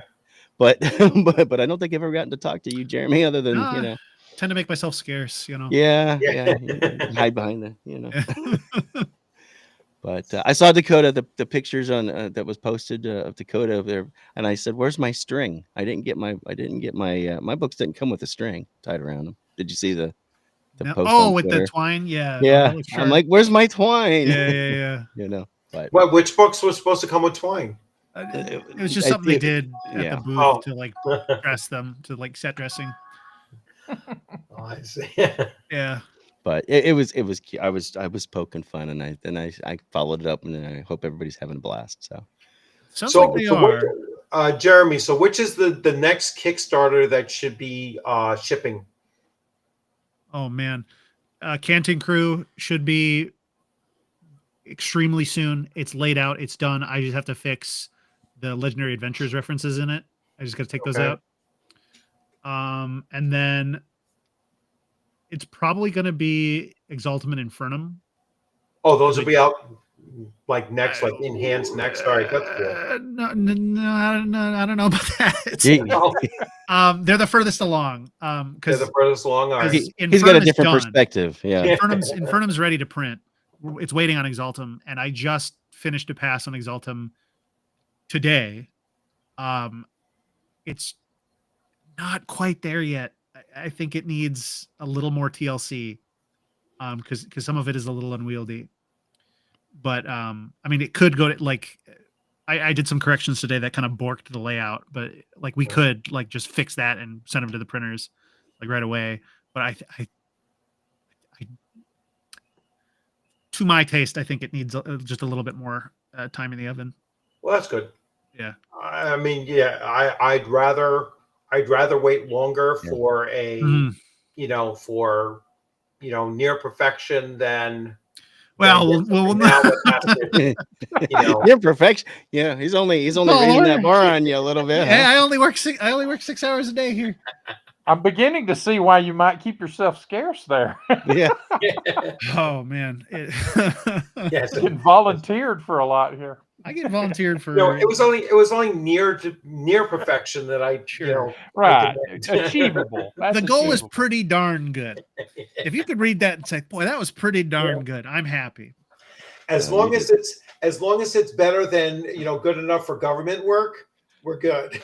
I think we're there. They got that beat. Yeah, you got that beat. Yeah. Oh, Off Grid Gamers got a good point about mixed con attendance between online versus cons. Oh, this There's one. been a lot of talk about that recently. Yeah. With adequate Wi-Fi at a con space, games could be hosted at a table with a mix of players at table and players at home. Bring the complex. Yeah, they've been doing that at some cons. Actually, they have been actually doing that, opening them up, especially those cons that were forced to go virtual, and Mhm. they just kept that. They kept that That component. availability. Yeah. Like the Greyhawk Con. Virtual Greyhawk Con. Yeah. Yeah, virtual, and it was forced to become virtual, and now they do both. Yeah. Page did the same thing, or they're certainly expanding that for Page 3, Right. so they're going to have both, possibilities and everything. So yeah, a lot of cons have been doing that mix. Certainly those that want more participation in them. I think it has potential for old school gamers when they start to age out of con attendance. I don't know. It's like that's a nice way to keep long time gamers in the fold. Well, yeah, for like your special guests and things like that. Yeah, that I can see. Mhm. That first generation of gamers. Yeah, they're getting up there. So that's although I've met a few that I think like Jeb Cook first came in was like 16 or something like that. Was Zeb Cook. I mean, Yeah. Zeb Cook was like 16 years old when he was in there, and I know that what's his name was very young too. Slipping my mind. Oh gosh, the artist. Villains and Vigilantes. Jeff D. Jeff Jeff D was D. he was like 16 years old too when he first, like a very, very young when he first started working with them as well. So it's like you see Jeff D now. It's like, is he 50? I don't even think he's 50. It's like, how young were you when you I were wish I there? wasn't 50 yet. Yeah. I'm gonna go ahead and dip out, guys. Thanks. Yeah, I'm gonna dip out too. Hey, So y'all. guys, thanks so much. We'll have to do this again. Yeah, for sure. Yeah, likewise. Yeah. You all have a good one, everyone. And Take care. for everyone in the chat, thanks for coming on in. And everyone have a good night.